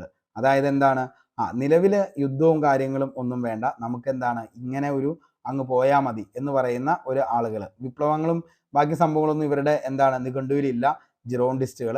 പക്ഷെ ജാക്കോബിനുകൾ എന്ന് പറഞ്ഞു കഴിഞ്ഞാൽ മൊത്തം എന്താണ് യുദ്ധം, കലാപം, അതേപോലെ തന്നെ അടിച്ചമർത്തൽ. അതാണ് ജാക്കോബിനുകൾ. ജാക്കോബിനുകൾ താല്പര്യം പ്രകടിപ്പിച്ചത് ഭരണഘടനാ വിധേയമായ രാജവാഴ്ചയ്ക്ക് പകരം റിപ്പബ്ലിക്കൻ രീതിയായിരുന്നു. പുതിയതായി രൂപീകരിച്ച ഭരണഘടനയനുസരിച്ച് തെരഞ്ഞെടുക്കപ്പെട്ട ദേശീയ കൺവെൻഷൻ ഫ്രാൻസിനെ റിപ്പബ്ലിക്കായി പ്രഖ്യാപിച്ചത് 1792 സെപ്റ്റംബറിലാണ്. അതേപോലെ തന്നെ രാജപക്ഷക്കാരെ എല്ലാം 1792 സെപ്റ്റംബറിൽ കൂട്ടക്കൊല ചെയ്ത സംഭവം അറിയപ്പെട്ടതാണ് സെപ്റ്റംബർ കൂട്ടക്കൊല.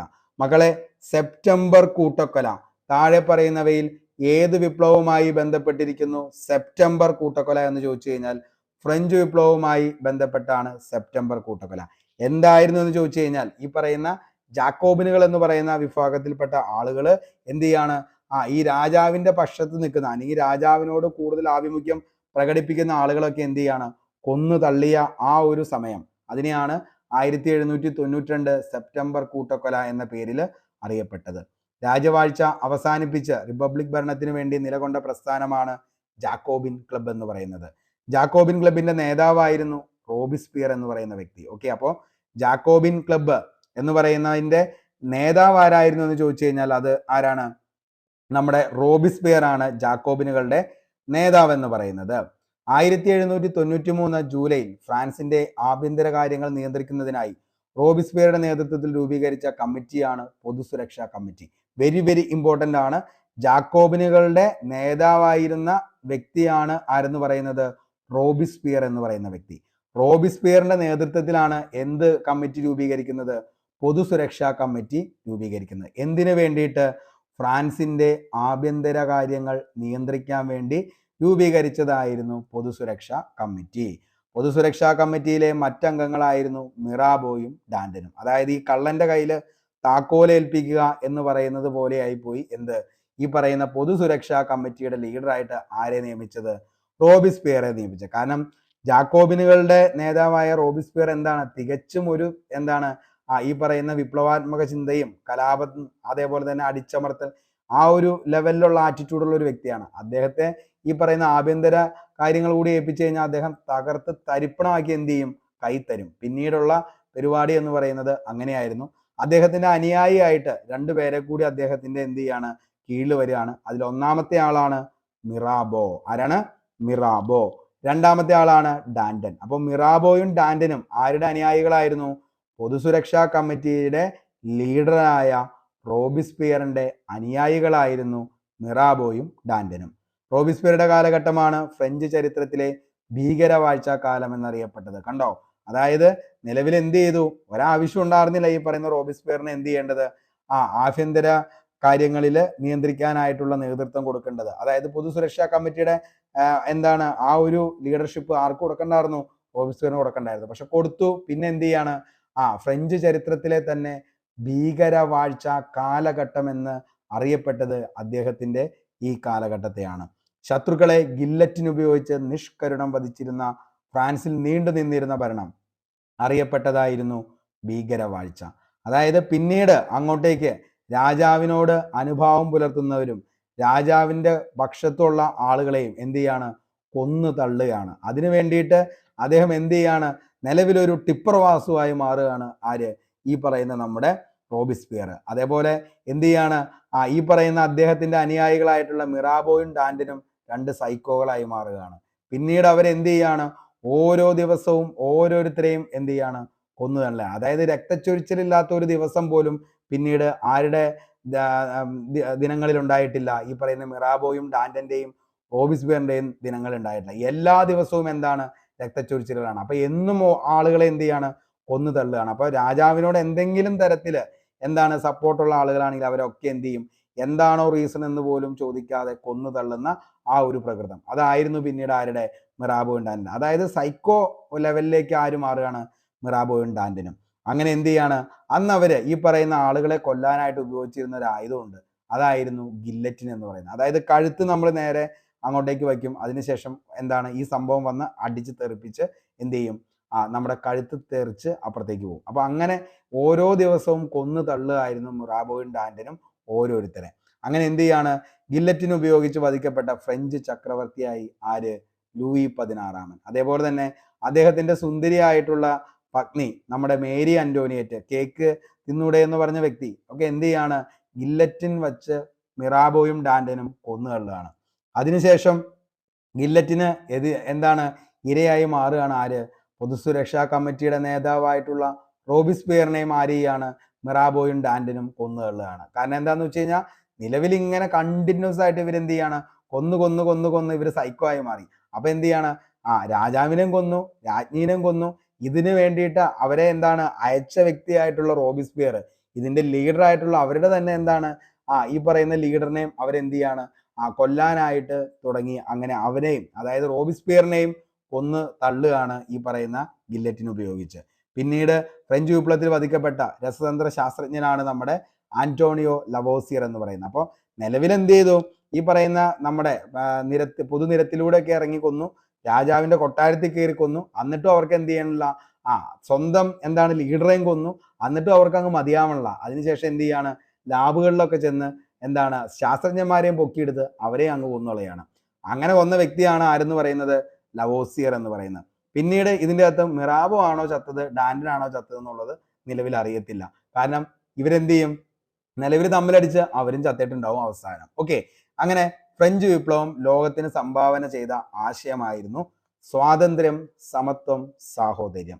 വെരി വെരി ഇമ്പോർട്ടന്റ്, ഒത്തിരി തവണ ചോദിച്ച ചോദ്യമാണ്. ഫ്രഞ്ച് വിപ്ലവം ലോകത്തിന് സംഭാവന ചെയ്ത ആശയങ്ങൾ ഏതൊക്കെയാണെന്ന് ചോദിച്ചു കഴിഞ്ഞാൽ സ്വാതന്ത്ര്യം, സമത്വം, സാഹോദര്യം. ഓക്കെ, അപ്പോൾ നമ്മൾ പറഞ്ഞു ഇതിൻ്റെ അകത്ത് മെയിനായിട്ട് പറഞ്ഞത് എന്താണ്, ജാക്കോബിനുകൾ, അതേപോലെ തന്നെ ജിറോണ്ടിസ്റ്റുകൾ. ജാക്കോബിനുകളുടെ ലീഡർ ആയിരുന്നു ആരെന്ന് പറയുന്നത് റോബിസ്പിയർ. റോബിസ്പിയർ നേതൃത്വം കൊടുത്ത ആഭ്യന്തര കമ്മിറ്റിയുടെ ലീഡറായി പിന്നീട് മാറുകയാണ്. അതായിരുന്നു പൊതുസുരക്ഷാ കമ്മിറ്റി. പൊതുസുരക്ഷാ കമ്മിറ്റിയുടെ ലീഡർ ആയതിനു ശേഷം അദ്ദേഹത്തിന്റെ അനുയായികളായിട്ട് രണ്ടുപേരെ കൊണ്ടുവന്നു, മിറാബോ, ഡാന്റൻ. അവർ പിന്നീട് എന്ത് ചെയ്യാണ്, സൈക്കോ ആയി മാറി ഓരോരുത്തരെയും കൊന്ന് അവസാനം ലാവോസിയറിനെയും കൊന്ന്, അവസാനം റോബിസ്പിയറേയും കൊന്ന്, അവസാനം ഈ പറയുന്ന നമ്മുടെ മേരി അന്റോണിയറ്റിനെയും ലൂയി 16 വരെ എന്ത് ചെയ്യാണ്, കൊന്നു തള്ളുകയാണ് മിറാബോയും ഡാന്റനും. ഓക്കെ, അപ്പോൾ അത്രയും കാര്യങ്ങളൊന്ന് ഓർക്കുക. അതിനുവേണ്ടി അവര് ഉപയോഗിച്ച ആയുധമായിരുന്നു ഏതെന്ന് പറയുന്നത്, ഗില്ലറ്റിൻ എന്ന് പറയുന്ന ആയുധം. ഓക്കെ, യൂറോപ്പിൽ ഫ്യൂഡൽ വ്യവസ്ഥയുടെ അന്ത്യത്തിന് വഴിയൊരുക്കിയ വിപ്ലവമാണ് ഫ്രഞ്ച് വിപ്ലവം.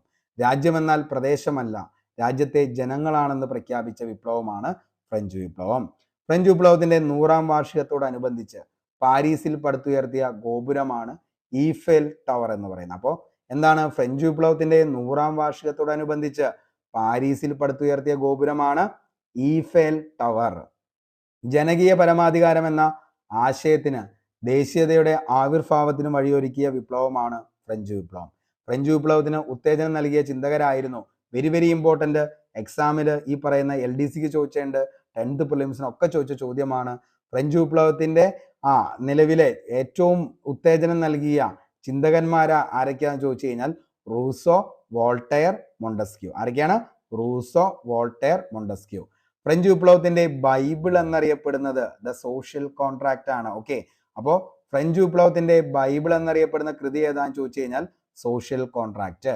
ഏതൊരാളിനും സ്വത്ത് കൈവശം വയ്ക്കുന്നതിനും കൈകാര്യം ചെയ്യുന്നതിനും സ്വാതന്ത്ര്യം നൽകണമെന്ന് ആവശ്യപ്പെട്ട സാമ്പത്തിക വിദഗ്ധർ അറിയപ്പെട്ടത്, അവരെയാണ് ഫിസിയോക്രാറ്റുകൾ എന്ന പേരിൽ അറിയപ്പെട്ടത്. ഓർത്തുവച്ചോ, ഏതൊരാളിനും സ്വത്ത് കൈവശം വയ്ക്കുന്നതിനും അത് കൈകാര്യം ചെയ്യുന്നതിനും സ്വാതന്ത്ര്യം നൽകണമെന്ന് ആവശ്യപ്പെട്ട സാമ്പത്തിക വിദഗ്ധർ അറിയപ്പെട്ടതാണ് ഫിസിയോക്രാറ്റുകൾ. ഓക്കെ, മധ്യവർഗത്തിന്റെ താല്പര്യങ്ങളെ പ്രോത്സാഹിപ്പിച്ച സാമ്പത്തിക വിദഗ്ധരായിരുന്നു ഫിസിയോക്രാറ്റുകൾ. അപ്പോൾ മധ്യവർഗത്തെ എന്ത് ചെയ്തു, അവരുടെ താല്പര്യങ്ങളൊക്കെ പ്രോത്സാഹിപ്പിച്ച ആൾക്കാരാണ് ഫിസിയോക്രാറ്റുകൾ. യുക്തിചിന്തയ്ക്ക് പ്രാധാന്യം നൽകിയ ചിന്തകരും ശാസ്ത്രജ്ഞരും എഴുത്തുകാരും അറിയപ്പെട്ടതാണ് ഫിലോസഫുകൾ. ഓക്കെ, അപ്പോൾ ഫിലോസഫുകൾ എന്ന് പറയുന്നത് എന്താണ്, യുക്തിചിന്തയ്ക്ക് പ്രാധാന്യം നൽകിയ ചിന്തകരും ശാസ്ത്രജ്ഞരുമാണ് ഫിലോസഫുകൾ എന്ന പേരിൽ അറിയപ്പെട്ടത്. ശാസ്ത്രചിന്തയെ ജനകീയമാക്കാൻ ഫിലോസഫുകൾ തയ്യാറാക്കിയ ഗ്രന്ഥമായിരുന്നു സർവവിജ്ഞാന കോശം എന്ന് പറയുന്നത്. ഓക്കെ, അപ്പോൾ ശാസ്ത്രചിന്തയെ ജനകീയമാക്കാൻ ഫിലോസഫുകൾ തയ്യാറാക്കിയ ഗ്രന്ഥമാണ് സർവവിജ്ഞാന കോശം. 1871 ഫ്രാൻസിലെ തൊഴിലാളികൾ ഭരണം പിടിച്ചെടുത്ത സംഭവം അറിയപ്പെട്ടതാണ് പാരീസ് കമ്മ്യൂണൽ എന്ന പേരിൽ. ഓക്കെ, അപ്പോൾ പാരീസ് കമ്മ്യൂണൽ എന്താണ്?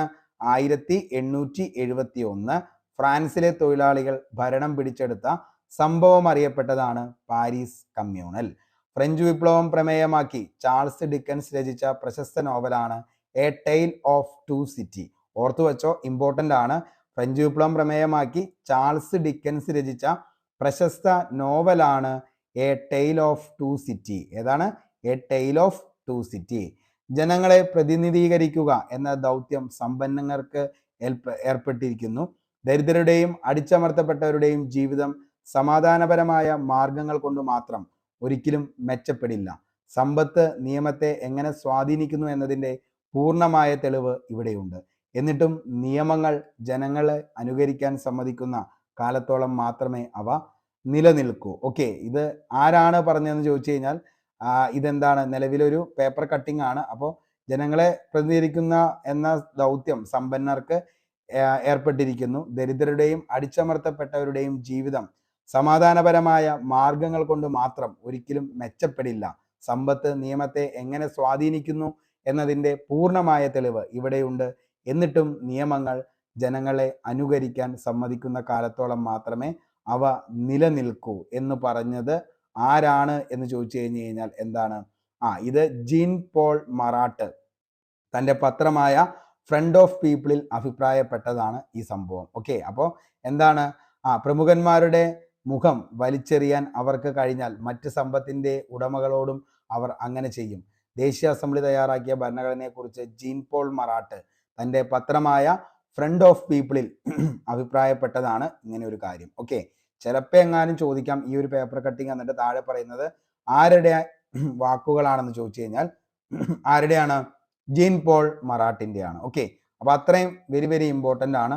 വളരെ വ്യക്തമായെന്ന് കരുതുന്നു. നമുക്ക് അടുത്ത പോയിന്റിലേക്ക് പോവാം. അതായത് ഫ്രഞ്ച് ചിന്തകരും അതേപോലെ തന്നെ ആശയങ്ങളും. ഓക്കെ, ഫ്രഞ്ച് ചിന്തകരും ആശയങ്ങളും. ഓക്കെ, അടുത്താണ് നമുക്ക് പഠിക്കാനുള്ളത് ഫ്രഞ്ച് ചിന്തകരും അതേപോലെ തന്നെ ആശയങ്ങളും. ഒത്തിരി തവണ PSC എന്ത് ചെയ്തിട്ടുണ്ട്? ചോദിക്കാറുണ്ട് ഫ്രഞ്ച് ചിന്തകരും ആശയങ്ങളും. അപ്പോൾ അതിൻ്റെ അകത്ത് ഏറ്റവും ഇമ്പോർട്ടൻ്റ് ആയിട്ടുള്ള 3 വ്യക്തികളാണ് നമ്മൾ പറഞ്ഞത്. റൂസോ, അതേപോലെ തന്നെ വോൾട്ടയർ, മൊണ്ടസ്ക്യൂ. അപ്പോൾ ഈ 3 പേരുടെയും ആശയങ്ങൾ അത്രത്തോളം ഇമ്പോർട്ടൻ്റ് ആണ്. കുറേ പ്രാവശ്യം PSC എന്ത് ചെയ്തിട്ടുണ്ട്? ചോദിച്ചിട്ടുണ്ട്. ഓക്കെ, ഇതാണ് റൂസോ എന്ന് പറയുന്ന വ്യക്തി. ഇദ്ദേഹത്തിൻ്റെ ആശയങ്ങളാണ് നമ്മൾ കുറച്ചു മുമ്പ് പറഞ്ഞു. അതായത് മനുഷ്യാവകാശ പ്രഖ്യാപനത്തിൽ നീളിക്കുന്നത് ആരുടെ ആശയങ്ങളാണെന്ന് ചോദിച്ചു കഴിഞ്ഞാൽ അത് റൂസോന്റെ ആശയങ്ങളാണ്. റിപ്പബ്ലിക് എന്ന ആശയം ആദ്യമായി അവതരിപ്പിക്കപ്പെട്ട റൂസോയുടെ പ്രസിദ്ധമായ കൃതി അതാണ് ദ സോഷ്യൽ കോൺട്രാക്ട് എന്ന് പറയുന്ന കൃതി. അപ്പോൾ ദ സോഷ്യൽ കോൺട്രാക്ട് എന്ന് പറയുന്ന കൃതിയിലാണ് എന്ത് ചെയ്യുന്നത്? ആദ്യമായിട്ട് ഈ പറയുന്ന റിപ്പബ്ലിക് എന്ന ആശയം അവതരിപ്പിക്കപ്പെട്ടത്. അത് ആരുടെയാണെന്ന് ചോദിച്ചു കഴിഞ്ഞാൽ റൂസോന്റെ കൃതിയാണ് ദ സോഷ്യൽ കോൺട്രാക്ട്. ഓർത്തു വച്ചോ, വെരി വെരി ഇമ്പോർട്ടൻ്റ് ആണ്. ഓക്കെ, ജനിച്ച രാജ്യം സ്വിറ്റ്സർലൻഡ് ആണ്. വിദ്യാഭ്യാസവുമായി ബന്ധപ്പെട്ട് റൂസോ എഴുതിയ കൃതി ഇതും PSC ചോദിച്ചിട്ടുണ്ട്. എമിലി എന്ന് പറയുന്നതാണ് വിദ്യാഭ്യാസവുമായി ബന്ധപ്പെട്ട് റൂസോ എഴുതിയ കൃതി. ഏതാന്ന് ചോദിച്ചു കഴിഞ്ഞാൽ അതാണ് മക്കളെ എമിലി. ഓക്കെ, അപ്പോൾ മനുഷ്യാവകാശ പ്രഖ്യാപനത്തിൽ ആരുടെ ആശയങ്ങളാണ് പ്രതിഫലിക്കുന്നതെന്ന് ചോദിച്ചു കഴിഞ്ഞാൽ റൂസോ. അതേപോലെ ദ സോഷ്യൽ കോൺട്രാക്ട് എന്ന് പറയുന്ന ആ ഒരു ഗ്രന്ഥത്തിലാണ് എന്ത്? റിപ്പബ്ലിക് എന്ന ആശയം ആദ്യമായി അവതരിപ്പിച്ചത്. അദ്ദേഹം ജനിച്ചത് സ്വിറ്റ്സർലൻഡിലാണ്. വിദ്യാഭ്യാസവുമായി ബന്ധപ്പെട്ട് റൂസോ എഴുതിയ കൃതിയാണ് എമിലി. ഓക്കെ, അടുത്ത വ്യക്തിയാണ് വോൾട്ടയർ. ഇതാണ് വോൾട്ടയർ. യഥാർത്ഥ നാമം ഒരിക്കൽ PSC ചോദിച്ചിട്ടുണ്ട്. ഫ്രാങ്കോയിസ് മേരി അറൗട്ട് എന്ന നാമത്തിൽ അറിയപ്പെട്ടിരുന്നത് താഴെ പറയുന്നവയിൽ ആരാന്ന് ചോദിച്ചു കഴിഞ്ഞാൽ അത് വോൾട്ടയർ ആണ്. എന്ത്? ഫ്രാങ്കോയിസ് മേരി അറൗട്ട് എന്ന നാമത്തിൽ അറിയപ്പെട്ടത്. യുക്തിചിന്ത, സമത്വം, മനുഷ്യസ്നേഹം എന്നിവ പ്രോത്സാഹിപ്പിച്ച ഫ്രഞ്ച് ചിന്തകനാണ് ആരെന്ന് പറയുന്നത്? ഈ പറയുന്ന നമ്മുടെ വോൾട്ടയർ. ഓക്കെ, പുരോഹിതന്മാരുടെ ചൂഷണത്തെ പരിഹസിച്ച ചിന്തകൻ അതും ആര് തന്നെയാ? നമ്മുടെ വോൾട്ടയർ ആണ്. പുരോഹിതന്മാരുടെ ചൂഷണത്തെ പരിഹസിച്ച ചിന്തകൻ. പ്രധാന കൃതിയാണ് age of Louis 14. Age of Louis 14 എന്ന് പറയുന്നത് ആരുടെ കൃതിയാണെന്ന് ചോദിച്ചു കഴിഞ്ഞാൽ വോൾട്ടയറിന്റെ ആണ്. അതേപോലെ തന്നെ ഭരണഘടനാപരമായ രാജവാഴ്ചയെ പിന്തുണച്ച വ്യക്തി അതും വോൾട്ടയർ ആണ്. ഓക്കെ, അടുത്ത ആളാണ് മൊണ്ടസ്ക്യൂ. ജനാധിപത്യത്തിന്റെയും റിപ്പബ്ലിക്കിനെയും പ്രോത്സാഹിപ്പിച്ച ഫ്രഞ്ച് ചിന്തകൻ. ഓക്കെ, അപ്പോൾ ജനാധിപത്യത്തെയും പ്രോത്സാഹിപ്പിച്ചു, റിപ്പബ്ലിക്കിനെയും പ്രോത്സാഹിപ്പിച്ച ഫ്രഞ്ച് ചിന്തകൻ. അധികാര വിഭജനം എന്ന ആശയം അവതരിപ്പിച്ചു. അധികാര വിഭജനം എന്ന ആശയം അവതരിപ്പിച്ചു. ഗവൺമെന്റിനെ നിയമനിർമ്മാണം, കാര്യനിർവഹണം, നീതിന്യായം എന്നീ വിഭാഗങ്ങളായി തീർക്കണമെന്ന് വാദിച്ചത് ആരാന്ന് ചോദിച്ചു കഴിഞ്ഞാൽ അതും ആരാണ്? മൊണ്ടസ്ക്യൂ ആണ്. അതേപോലെ തന്നെ അദ്ദേഹത്തിന്റെ ഏറ്റവും പ്രസിദ്ധമായ കൃതിയാണ് നിയമങ്ങളുടെ അന്തസത്ത. സ്പിരിറ്റ് ഓഫ് ലോ എന്ന പേരിൽ കൃതി എഴുതിയത് ആരാന്ന് ചോദിച്ചു കഴിഞ്ഞാൽ അത് ആരാണ്? മൊണ്ടസ്ക്യൂവിന്റെ കൃതിയാണ് നിയമങ്ങളുടെ അന്തസത്ത. ഈ ഒരു ചോദ്യം LDCക്ക് ചോദിച്ച ചോദ്യമാണ്. അപ്പോൾ ഓർത്തു വെച്ചോ, നിയമങ്ങളുടെ അന്തസത്ത എന്ന പ്രസിദ്ധ കൃതി ആരുടെയാണെന്ന് ചോദിച്ചു കഴിഞ്ഞാൽ അത് മൊണ്ടസ്ക്യൂവിന്റെയാണ്. അദ്ദേഹം ജനാധിപത്യത്തെയും റിപ്പബ്ലിക്കിനെയും പ്രോത്സാഹിപ്പിച്ചു. അധികാര വിഭജനം എന്ന ആശയം അവതരിപ്പിച്ചു. ഇതൊക്കെ ആരാ? മൊണ്ടസ്ക്യൂ ആണ്. ഓക്കെ, ഇനി നമുക്ക് കുറച്ച് ഇമ്പോർട്ടൻ്റ് ആയിട്ടുള്ള കാര്യങ്ങൾ നോക്കാം. സ്വതന്ത്രമായി ജനിക്കുന്ന മനുഷ്യൻ എവിടെയും ചങ്ങലയിലാണ് എന്ന് പറഞ്ഞത് ആരാണ് എന്ന് ചോദിച്ചു കഴിഞ്ഞാൽ അത് റൂസോയാണ്. അതേപോലെ തന്നെ ഞാനാണ് രാഷ്ട്രം, രാജാവിൻ്റെ അധികാരങ്ങളെല്ലാം ദൈവം നൽകിയതാണ്, അതിനാൽ രാജാവിനെ ചോദ്യം ചെയ്യാൻ ദൈവത്തിന് മാത്രമേ അധികാരമുള്ളൂ എന്ന് പറഞ്ഞത് ലൂയി 14 ഓക്കെ, അപ്പോൾ ലൂയി 14 പറഞ്ഞാണ് എന്ത്? ഞാനാണ് രാഷ്ട്രം. ഒത്തിരി തവണ PSC ചോദിച്ച, ശരിക്കും പറഞ്ഞു കഴിഞ്ഞാൽ ഈ പറയുന്ന ലൂയി 14 ബന്ധപ്പെട്ട് PSC ചോദിച്ച ചോദ്യം ഏതാന്ന് ചോദിച്ചാലും അത് തന്നെയാണ്. അതായത് ഞാനാണ് രാഷ്ട്രം എന്ന് പറഞ്ഞത് ആരാന്ന് ചോദിച്ചു കഴിഞ്ഞാൽ ലൂയി 14 ഞാനാണ് രാഷ്ട്രം എന്ന് പറഞ്ഞത്. അതേപോലെ തന്നെ എനിക്ക് ശേഷം പ്രളയം എന്ന് പറഞ്ഞത് അത് ലൂയി 15 എനിക്ക് ശേഷം പ്രളയം എന്ന് പറഞ്ഞത്. ഓക്കെ, അപ്പോൾ ഞാനാണ് രാഷ്ട്രം ലൂയി 14, എനിക്ക് ശേഷം പ്രളയം എന്ന് പറഞ്ഞത് ലൂയി 15. ഫ്രാൻസ് തുമ്മിയാൽ യൂറോപ്പിനാകെ ജലദോഷം പിടിക്കും എന്ന് പറഞ്ഞത് മറ്റേണിയാണ്. 10th ലെവൽ പ്രിലിംസിന് ഇപ്പോൾ ചോദിച്ച ചോദ്യമാണ്. ഫ്രാൻസ് തുമ്മിയാൽ യൂറോപ്പിനാകെ ജലദോഷം എന്ന് പറഞ്ഞത് മറ്റേണിയാണ് അങ്ങനെ പറഞ്ഞത്. നിങ്ങൾക്ക് റൊട്ടിയില്ലെങ്കിൽ എന്താ? കേക്ക് തിന്നൂടെ എന്ന് പറഞ്ഞത് ആരാ? മേരി അന്റോണിയറ്റ് ആണ്. നിങ്ങൾക്ക് റൊട്ടിയില്ലെങ്കിൽ എന്താ? കേക്ക് തിന്നൂടെ എന്ന പ്രസിദ്ധമായ വാചകം ആരുടെയാണെന്ന് ചോദിച്ചു കഴിഞ്ഞാൽ മേരി അന്റോണിയറ്റിൻ്റെയാണ്. നിങ്ങൾക്ക് റൊട്ടിയില്ലെങ്കിൽ എന്താ? കേക്ക് തിന്നൂടെ. ഇനി ഫ്രഞ്ച് വിപ്ലവവും ഇന്ത്യയും, അതായത് ഫ്രഞ്ച് വിപ്ലവം സ്വാധീനം ചെലുത്തിയ ഇന്ത്യൻ ഭരണാധികാരി അല്ലെങ്കിൽ മൈസൂർ ഭരണാധികാരി ആരാണ് എന്ന് ചോദിച്ചു കഴിഞ്ഞാൽ മക്കളെ അതാരാണ്? ടിപ്പു സുൽത്താനാണ്. നമുക്കറിയാം പൗരനായ ടിപ്പു എന്ന പേര് അദ്ദേഹം സ്വീകരിച്ചു ഫ്രഞ്ചുകാരുമായുള്ള സഖ്യത്തെ തുടർന്ന്. ഓക്കെ, അപ്പോൾ പൗരനായ ടിപ്പു എന്നുള്ള പേരിലേക്ക് അദ്ദേഹം മാറാനുള്ള കാരണം എന്താണെന്ന് ചോദിച്ചു കഴിഞ്ഞാൽ ഫ്രഞ്ചുകാരുമായുള്ള സഖ്യത്തെ തുടർന്നാണ് പൗരനായ ടിപ്പു എന്ന് മാറിയത്. ഫ്രഞ്ച് വിപ്ലവത്തിന്റെ ഓർമ്മയ്ക്കായി തൻ്റെ തലസ്ഥാന നഗരമായ ശ്രീരംഗപട്ടണത്ത് അദ്ദേഹം സ്വാതന്ത്ര്യത്തിന്റെ മരം നട്ടുപിടിപ്പിച്ചു. ഓക്കെ, അപ്പോൾ സ്വാതന്ത്ര്യത്തിന്റെ മരം നട്ടുപിടിപ്പിച്ച ഫ്രഞ്ചുകാരോടുള്ള ഫ്രഞ്ച് വിപ്ലവത്തിന്റെ ഓർമ്മയ്ക്കായി തലസ്ഥാന നഗരിയിൽ ഈ പറയുന്ന സ്വാതന്ത്ര്യത്തിന്റെ മരം നട്ടുപിടിപ്പിച്ചത് ടിപ്പുവാണ്. ഫ്രഞ്ച് ക്ലബ്ബായ ജാക്കോബിനിൽ അംഗമായ ഇന്ത്യൻ ഭരണാധികാരി അതും ആര് തന്നെയാ? ടിപ്പു സുൽത്താനാണ്. ഫ്രഞ്ച് ക്ലബ്ബായിട്ടുള്ള ജാക്കോബിയൻ ക്ലബ്ബിൽ അംഗമായ ഇന്ത്യൻ ഭരണാധികാരി. അതേപോലെ തന്നെ എന്താണ് അദ്ദേഹത്തിൻ്റെ ആണ് എന്തെന്ന് പറയുന്നത്? ഈ പറയുന്ന എന്താണ് സ്വാതന്ത്ര്യത്തിന്റെ മരം, പൗരനായ ടിപ്പു, അതേപോലെ തന്നെ എന്താണ് ഫ്രഞ്ച് ക്ലബ്ബായ ജാക്കോബിനിൽ അംഗമായി. ഷേറി മൈസൂർ കടുവ എന്ന പേരിൽ അറിയപ്പെട്ടതും ആര് തന്നെയാ? നമ്മുടെ ടിപ്പു സുൽത്താനാണ്. ഓക്കെ, ടിപ്പു സുൽത്താനുമായിട്ട് ബന്ധപ്പെട്ടാണ് നമ്മുടെ മൈസൂർ യുദ്ധങ്ങളെ കുറിച്ചൊക്കെ നമുക്ക് പഠിക്കാനുണ്ട്. 4 മൈസൂർ യുദ്ധങ്ങളാണ് നമുക്ക് പഠിക്കാനുള്ളത്. ഓക്കെ, അപ്പോൾ അതൊക്കെ നമുക്ക് പിന്നീട് പഠിക്കാം. അടുത്തത് നെപ്പോളിയനും ഫ്രഞ്ച് വിപ്ലവവും. ഇതാണ് നെപ്പോളിയൻ. നമുക്കറിയാം ഈ ഒരു കുതിര എന്ന് പറയുന്നതും അതിൻ്റെ മുകളിലിരിക്കുന്ന ഈ ഒരു വ്യക്തി അത്രത്തോളം ആളുകൾക്കൊക്കെ എന്താണ് മോട്ടിവേറ്റഡ് ആയിട്ടുള്ള ഒരു പേഴ്സണാലിറ്റി തന്നെയാണ് ഈ പറയുന്ന നമ്മുടെ നെപ്പോളിയൻ എന്ന് പറയുന്നത്. ഓക്കെ, നെപ്പോളിയൻ ബോണപ്പാർട്ട് ജനിച്ചത് 1769 ഓഗസ്റ്റ് 15 സെന്റ് കോഴ്സിക്ക എന്ന് പറയുന്ന ദ്വീപിലാണ് നെപ്പോളിയൻ ബോണപ്പാർട്ട് ജനിക്കുന്നത്. അതായത് ഗാന്ധിജി ജനിക്കുന്നത് 1869 ഒക്ടോബർ 2 അതിനേക്കാളും 100 വർഷം എന്താണ് പിന്നിൽ ജനിച്ച വ്യക്തിയാണ് നെപ്പോളിയൻ ബോണപ്പാർട്ട്. അല്ലെങ്കിൽ നെപ്പോളിയൻ ജനിച്ചിട്ട് 100 വർഷം കഴിഞ്ഞാണ് ആര് ജനിക്കുന്നത്? നമ്മുടെ ഗാന്ധിജി ജനിക്കുന്നത്. ഓക്കെ, ആധുനിക ഫ്രാൻസിന്റെ ശില്പി എന്നറിയപ്പെടുന്നത് നെപ്പോളിയനാണ്. അപ്പോൾ ആധുനിക ഫ്രാൻസിന്റെ ശില്പി എന്നറിയപ്പെട്ടത് ആരാന്ന് ചോദിച്ചു കഴിഞ്ഞാൽ അത് നെപ്പോളിയനാണ്. ആധുനിക ഫ്രാൻസിന്റെ ശില്പി. ഫ്രഞ്ച് വിപ്ലവത്തിന്റെ ശിശു എന്ന് അറിയപ്പെട്ടു. ലിറ്റിൽ കോർപ്പറൽ എന്നറിയപ്പെട്ടത് ആരാന്ന് ചോദിച്ചാൽ അതും നെപ്പോളിയനാണ്. ഓക്കെ, അപ്പോൾ ആധുനിക ഫ്രാൻസിന്റെ ശില്പി, ഫ്രഞ്ച് വിപ്ലവത്തിന്റെ ശിശു, ലിറ്റിൽ കോർപ്പറൽ എന്ന പേരിൽ അറിയപ്പെട്ടതും ആര് തന്നെയാ? നെപ്പോളിയനാണ്. ഫ്രഞ്ച് വിപ്ലവാനന്തരം ബ്രിട്ടന്റെ നേതൃത്വത്തിൽ ഫ്രാൻസിനെതിരായി രൂപീകരിക്കപ്പെട്ട യൂറോപ്യൻ സഖ്യത്തെ നേരിട്ട് വിജയം വരിക്കുന്നതിൽ സുപ്രധാന പങ്കുവഹിച്ച വ്യക്തിയാണ് നെപ്പോളിയൻ ബോണപ്പാർട്ട്. നെപ്പോളിയൻ ഫ്രാൻസിന്റെ അധികാരം പിടിച്ചെടുത്തത് 1799 നെപ്പോളിയൻ ഫ്രാൻസിന്റെ ചക്രവർത്തിയായി സ്വയം പ്രഖ്യാപിക്കുകയാണ് 1804. അതേപോലെ തന്നെ ബ്രിട്ടനെ സാമ്പത്തികമായി കീഴടക്കാൻ യൂറോപ്പിന്റെ മേൽ ആധിപത്യം നേടണമെന്ന് മനസ്സിലാക്കിയ അദ്ദേഹം കോണ്ടിനെന്റൽ വ്യവസ്ഥ നടപ്പിലാക്കി. അപ്പോൾ കോണ്ടിനെന്റൽ വ്യവസ്ഥ നടപ്പിലാക്കിയത് ആരാണ് എന്ന് ചോദിച്ചു കഴിഞ്ഞാൽ നെപ്പോളിയൻ ബോണപ്പാർട്ട്. എന്തിനായിരുന്നു? ബ്രിട്ടനെ സാമ്പത്തികമായി കീഴടക്കിയാൽ യൂറോപ്പിന്റെ മേൽ ആധിപത്യം നേടാൻ വേണ്ടിയിട്ടാണ് അദ്ദേഹം കോണ്ടിനെന്റൽ വ്യവസ്ഥ നടപ്പിലാക്കിയത്. ബെർലിൻ ശാസനങ്ങൾ എന്ന പേരിൽ സാമ്പത്തിക ഉപരോധങ്ങൾ 1806 അദ്ദേഹം ഔപചാരികമായി പ്രഖ്യാപിച്ചു.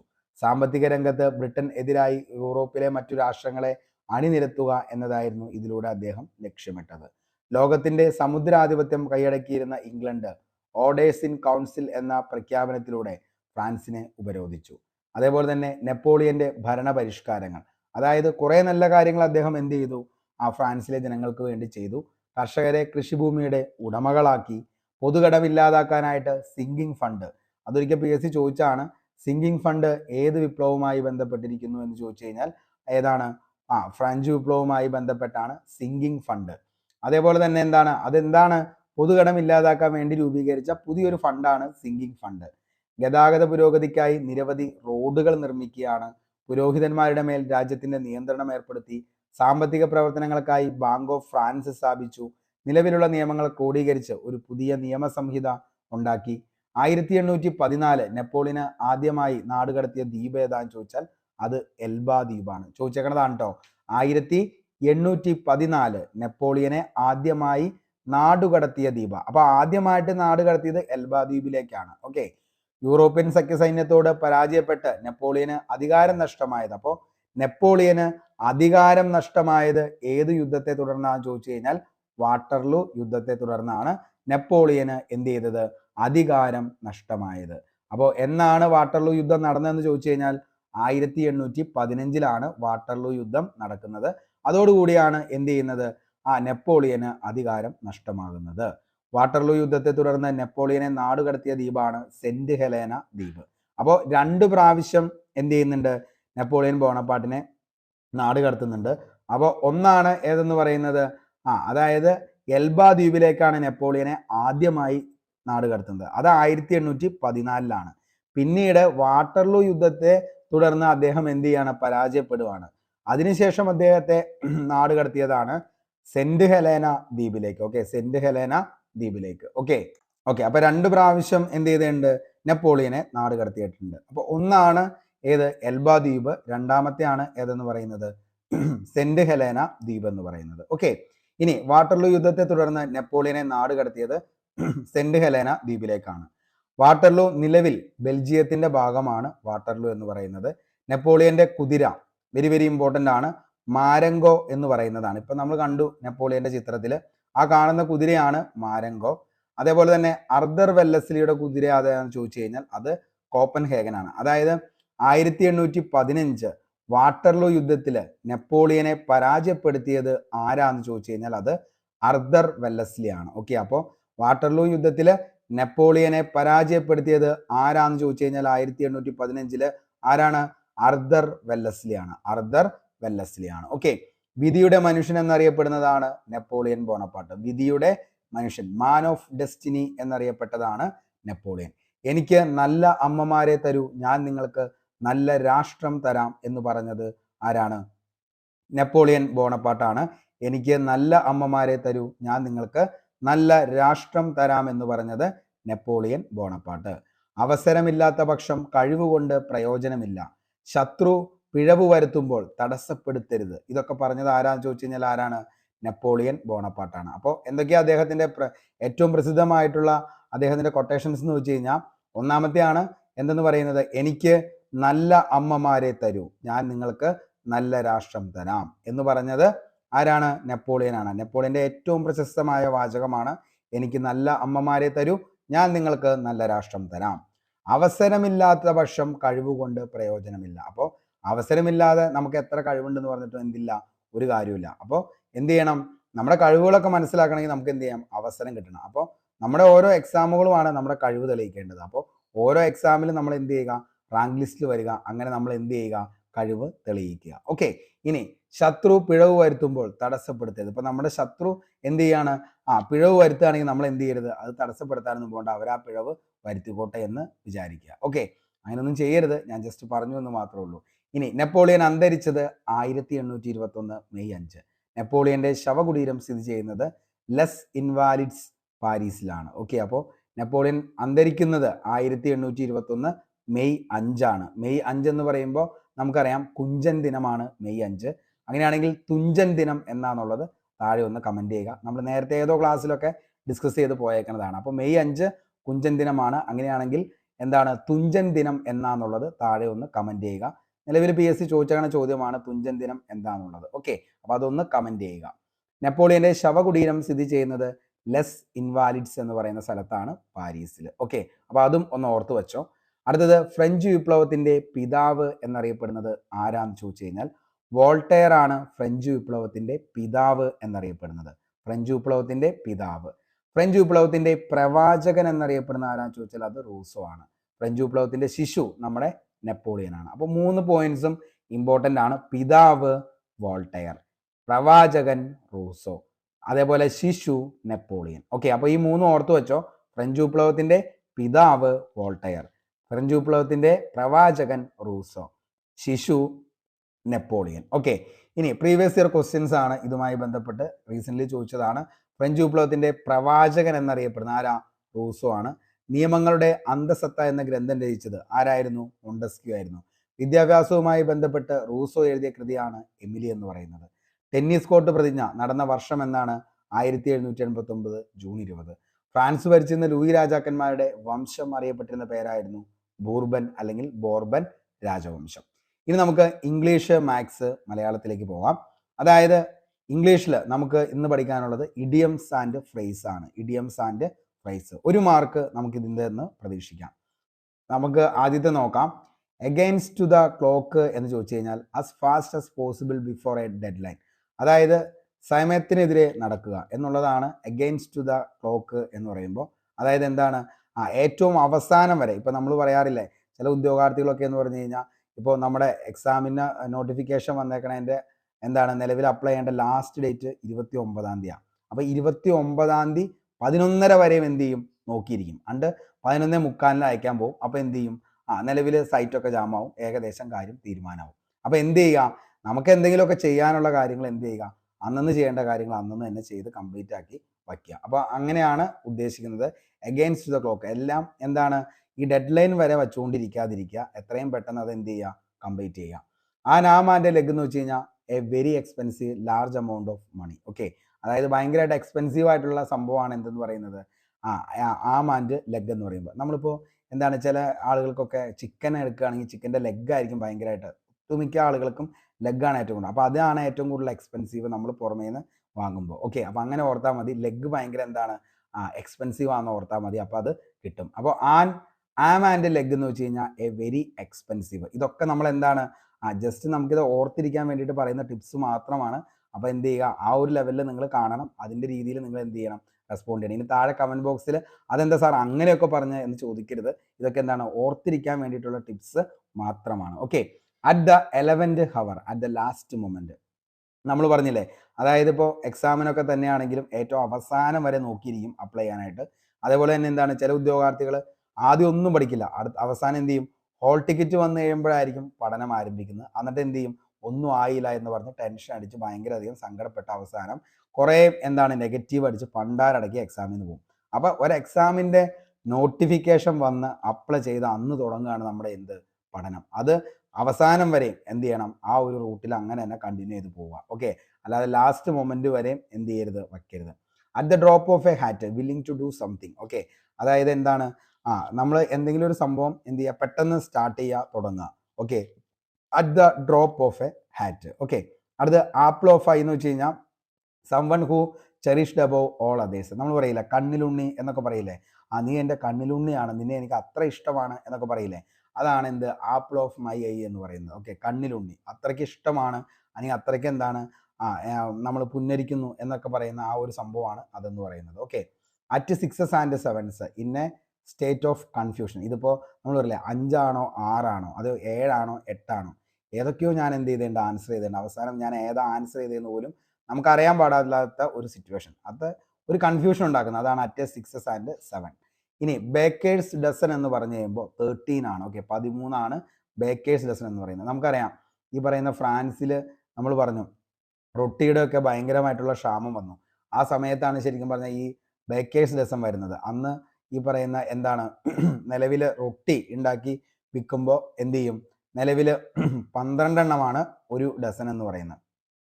അപ്പോൾ എന്ത് ചെയ്യും, അങ്ങനെ റൊട്ടി ഉണ്ടാക്കി വിറ്റ് കഴിഞ്ഞപ്പോൾ ചിലപ്പോഴൊക്കെ ഈ റൊട്ടി ഇങ്ങനെ കൂടിയിരിക്കും. അപ്പോൾ എന്ത് ചെയ്യില്ല, ഈ 12 എണ്ണം എന്ന് പറയുമ്പോൾ ചിലപ്പോൾ 10 എണ്ണവും 11 എണ്ണം ഒക്കെ ആയിട്ട് തോന്നും. അപ്പോൾ ആളുകൾ കംപ്ലൈൻറ്റ് ചെയ്യാനായിട്ട് തുടങ്ങി. അപ്പോൾ ആ ഒരു സമയത്ത് രാജാവ് എടുത്ത തീരുമാനമാണ് ഇനി 12 റൊട്ടി ഇല്ലാത്ത എന്താണ് ബേക്കറികളൊക്കെ പൂട്ടേണ്ട അവസ്ഥയിലേക്ക് എത്തും. അപ്പോൾ അതുകൊണ്ട് ബേക്കറി ഉടമകൾ ചെയ്ത പരിപാടിയാണ് 12 എണ്ണം വയ്ക്കും, അതിൻ്റെ കൂടെ ഒരെണ്ണം കൂടി വയ്ക്കും, അങ്ങനെ 13 എണ്ണം. അതാണ് ബേക്കേഴ്സ് ഡസൻ 13 എന്നുകൊണ്ട് ഉദ്ദേശിക്കുന്നത്. അടുത്തത് back seat driver, passenger who gives unwanted advice to driver. മറ്റൊന്നും ആലോചിക്കേണ്ട, അതായത് എന്താണ് ബാക്ക് സീറ്റിൽ നിൽക്കുന്ന ആളുകൾ എപ്പോഴും എന്താണ് നമ്മുടെ അടുത്ത് ഇങ്ങനെ, അല്ലെങ്കിൽ ഇപ്പം നമ്മൾ തന്നെ നമുക്കറിയാം പല ആളുകളും പുറമെ നിന്നുകൊണ്ട് നമ്മളെ ഉപദേശിക്കും. പക്ഷേ എന്ത് ചെയ്യാൻ പറ്റില്ല, നമുക്കിപ്പോൾ ഡ്രൈവ് ചെയ്യേണ്ട സമയത്താണല്ലോ അല്ലാതെ ആൾ എങ്ങനെയായാലും ലൈഫിൽ ഉപദേശിക്കാൻ എല്ലാവർക്കും പറ്റും. പക്ഷെ അതെന്താണ് നിലവിലെ എല്ലാ ഉപദേശങ്ങളും അതിൻ്റെ സീരിയസ്നെസ്സിൽ നമ്മളെടുത്ത് അതിൻ്റെ പോസിറ്റീവായിട്ടുള്ള സൈഡ് മാത്രം നമ്മൾ എടുക്കുക, ബാക്കിയുള്ളതൊക്കെ എന്ത് ചെയ്തേക്കുക, സ്കിപ്പ് ചെയ്തേക്കുക. ഓക്കെ, അപ്പോൾ നല്ല കാര്യങ്ങൾ പറയുന്നത് മാത്രം നമ്മൾ എടുക്കുക, ബാക്കിയുള്ളതങ്ങ് സ്കിപ്പ് ചെയ്യുക. അപ്പോൾ ബാക്ക് സീറ്റ് ഡ്രൈവർ എന്ന് വെച്ച് കഴിഞ്ഞാൽ passenger who give unwanted advice. ചിലരൊക്കെ എന്ത് ചെയ്യും, അൺവാണ്ടഡ് ആയിട്ട് അഡ്വൈസ് ചെയ്യും. അപ്പോൾ അങ്ങനെയുള്ള അഡ്വൈസും നമ്മൾ എന്ത് ചെയ്യരുത്, എടുക്കരുത്. ആവശ്യമുണ്ടെങ്കിൽ മാത്രം ആവശ്യമുള്ളത് എടുക്കുക. അൺവാണ്ടഡ് ആയിട്ടുള്ള അഡ്വൈസൊക്കെ എന്ത് ചെയ്യുക, നമ്മൾ സ്കിപ്പ് ചെയ്ത് കളഞ്ഞേക്കുക. Okay, blue moon a rare event or occurrence ആണ് ബ്ലൂ മൂൺ എന്ന് പറയുന്നത്. ഓക്കെ, അതായത് എന്താണ് ഈ പറയില്ലേ നമുക്ക് നീല ചന്ദ്രൻ എന്ന് പറയുന്നത് ബ്ലൂ മൂൺ, അതൊക്കെ വല്ലപ്പോഴുമാണ് എന്ത് ചെയ്യത്തുള്ളൂ, ഈ ഒരു സംഭവമൊക്കെ നടക്കത്തുള്ളൂ. അത് അതിൻ്റെ സയൻറ്റിഫിക്കലി അതിന് കുറേ കാര്യങ്ങളൊക്കെ ഉണ്ട്. ബ്ലൂ മൂൺ എന്ന് പറഞ്ഞു കഴിഞ്ഞാൽ എപ്പോഴും നടക്കാത്ത ഒരു കാര്യം, അതിനെയാണ് നമ്മൾ എന്തെന്ന് പറയുന്നത്, ബ്ലൂ മൂൺ എന്ന് പറയുന്നത്. Okay, bite your tongue to avoid talking. അപ്പോൾ നമ്മൾ പറയില്ലേ ബൈറ്റ് യുവർ ടങ്ക്, ചില ആളുകൾ ഇങ്ങനെ സംസാരിച്ചുകൊണ്ടേയിരിക്കും കലപില ചലപിലാന്ന്. അപ്പോൾ അങ്ങനെ സംസാരിച്ചുകൊണ്ടിരിക്കുന്ന ആൾക്കാരുടെ അടുത്താണ് എന്തെന്ന് പറയുന്നത്, ബൈറ്റ് യുവർ ടങ്ക്, എന്ത് ചെയ്യുക, അവോയ്ഡ് ടോക്കിംഗ്. ഓക്കെ, അടുത്തത് beating around the bush, avoiding the main topic to speaking directly about the issue. അതാണ് ബീറ്റിംഗ് അറൗണ്ട് ദ ബുഷ് എന്ന് പറയുന്നത്. Okay, beating around the bush, അതായത് ഒരു കാര്യം ഇപ്പം നമ്മുടെ അടുത്ത് പറയാനുണ്ടെങ്കിൽ അത് സ്ട്രെയിറ്റ് ഫോർവേഡ് ആയിട്ട് പറയത്തില്ല, അവരിങ്ങനെ വളഞ്ഞ് കെട്ടി ചിലപ്പോൾ ഏതെങ്കിലും നമ്മൾ ഇന്ന് പോലും അവരുടെ അടുത്ത് ചെയ്യാത്ത ഏതെങ്കിലും ഒരു കാര്യത്തിൻ്റെ ഒരു കാര്യം എടുത്ത് അതിങ്ങനെ വളച്ചു ചുറ്റിക്കെട്ടി, അതായത് നമ്മൾ ഇങ്ങനെ കഴിക്കേണ്ടതിന് പകരം നമ്മുടെ അടുത്ത് എന്താണ് ഇങ്ങനെ തലയിലൂടെ കറക്കി ചുറ്റി നമ്മുടെ വായിൽ വെച്ചില്ലേ, അതിനാണ് എന്ന് പറയുന്നത് ബീറ്റിംഗ് അറൗണ്ട് ദ ബുഷ് എന്ന് പറയുന്നത്. ഒന്നും നേരെ പറയത്തില്ല, അതെന്ത് ചെയ്യും, വളച്ച് ചുറ്റി കറക്കി പറയും. അപ്പം നമ്മൾ എന്ത് ചെയ്യും, നമ്മളെന്താണ് ഈ ചെയ്തത് പോലും ചിലപ്പോൾ നമുക്ക് അറിഞ്ഞിട്ടുണ്ടാവില്ല. ആ ഒരു കാര്യം വളച്ച് ചുറ്റി ഇങ്ങനെ പറയുന്ന ആൾക്കാരെയാണ് എന്താണ് ബീറ്റിംഗ് അറൗണ്ട് ദ ബുഷ് എന്ന് പറയുന്നത്. ഓക്കെ, അപ്പോൾ ഇത്രയും മനസ്സിലായി എന്ന് കരുതുന്നു. Against the clock an arm and a leg at the 11th hour at the drop of a hat apple of my eye at 6s and 7s baker's dozen back seat driver blue moon bite your tongue beating around the bush. Okay, അപ്പോൾ ഇത്ര ഒന്ന് എന്ത് ചെയ്യുക, നന്നായിട്ട് പഠിക്കാനായിട്ട് ശ്രമിക്കുക. തീർച്ചയായിട്ടും ഒരു മാർക്ക് നമുക്ക് ഇതിൻ്റെ അന്ന് പ്രതീക്ഷിക്കാം. അടുത്തതാണ് മലയാളം ശൈലികൾ. അങ്ങാടി നമ്പൂതിരി. ഓക്കെ, അങ്ങാടി നമ്പൂതിരി എന്ന് പറഞ്ഞാൽ അലഞ്ഞു തിരിഞ്ഞ് നടക്കുന്ന ആളെയാണ് അങ്ങാടി നമ്പൂതിരി എന്ന് പറയുന്നത്. ഓക്കെ, അങ്ങാടി നമ്പൂതിരി അപ്പോൾ തന്നെ നമുക്കറിയില്ല, അങ്ങാടി എന്ന് പറയുമ്പോൾ ചന്തയാണ്. അപ്പോൾ ചന്തയിലൂടെ ഒക്കെ അലഞ്ഞു തിരിഞ്ഞ് നടക്കുന്നു എന്ന് ഓർത്താൽ മതി. അങ്ങാടി നമ്പൂതിരി, അലഞ്ഞു തിരിയുന്ന ആൾ. അക്കരെ പറ്റുക, അതായത് അക്കരെ പറ്റി എന്ന് പറയുമ്പോൾ നമ്മൾ ഇക്കരെ നിന്ന് നമ്മൾ എന്ത് ചെയ്തു, അക്കരെ എത്തി. അപ്പോൾ എന്ത് ചെയ്തു, നിലവിലിപ്പോൾ ഈ പറയുന്ന എന്താണ് ഇക്കരെ അത്യാവശ്യം എന്താണ് പ്രശ്നങ്ങളൊക്കെ ആയിരുന്നു, അതൊക്കെ മറികടന്ന് നമ്മൾ എന്ത് ചെയ്തു, അക്കരെ എത്തി. അതിനെയാണ് എന്തെന്ന് പറയുന്നത്, വിഷമഘട്ടം തരണം ചെയ്യുക, അതാണ് അക്കരെ പറ്റുക. അടുത്തത് അകമടങ്ങുക. അകമടങ്ങുക എന്ന് ചോദിച്ചു കഴിഞ്ഞാൽ അടങ്ങിയിരിക്കുക എന്നതാണ് എന്ത്, അകമടങ്ങുക എന്നതിൻ്റെ അർത്ഥം.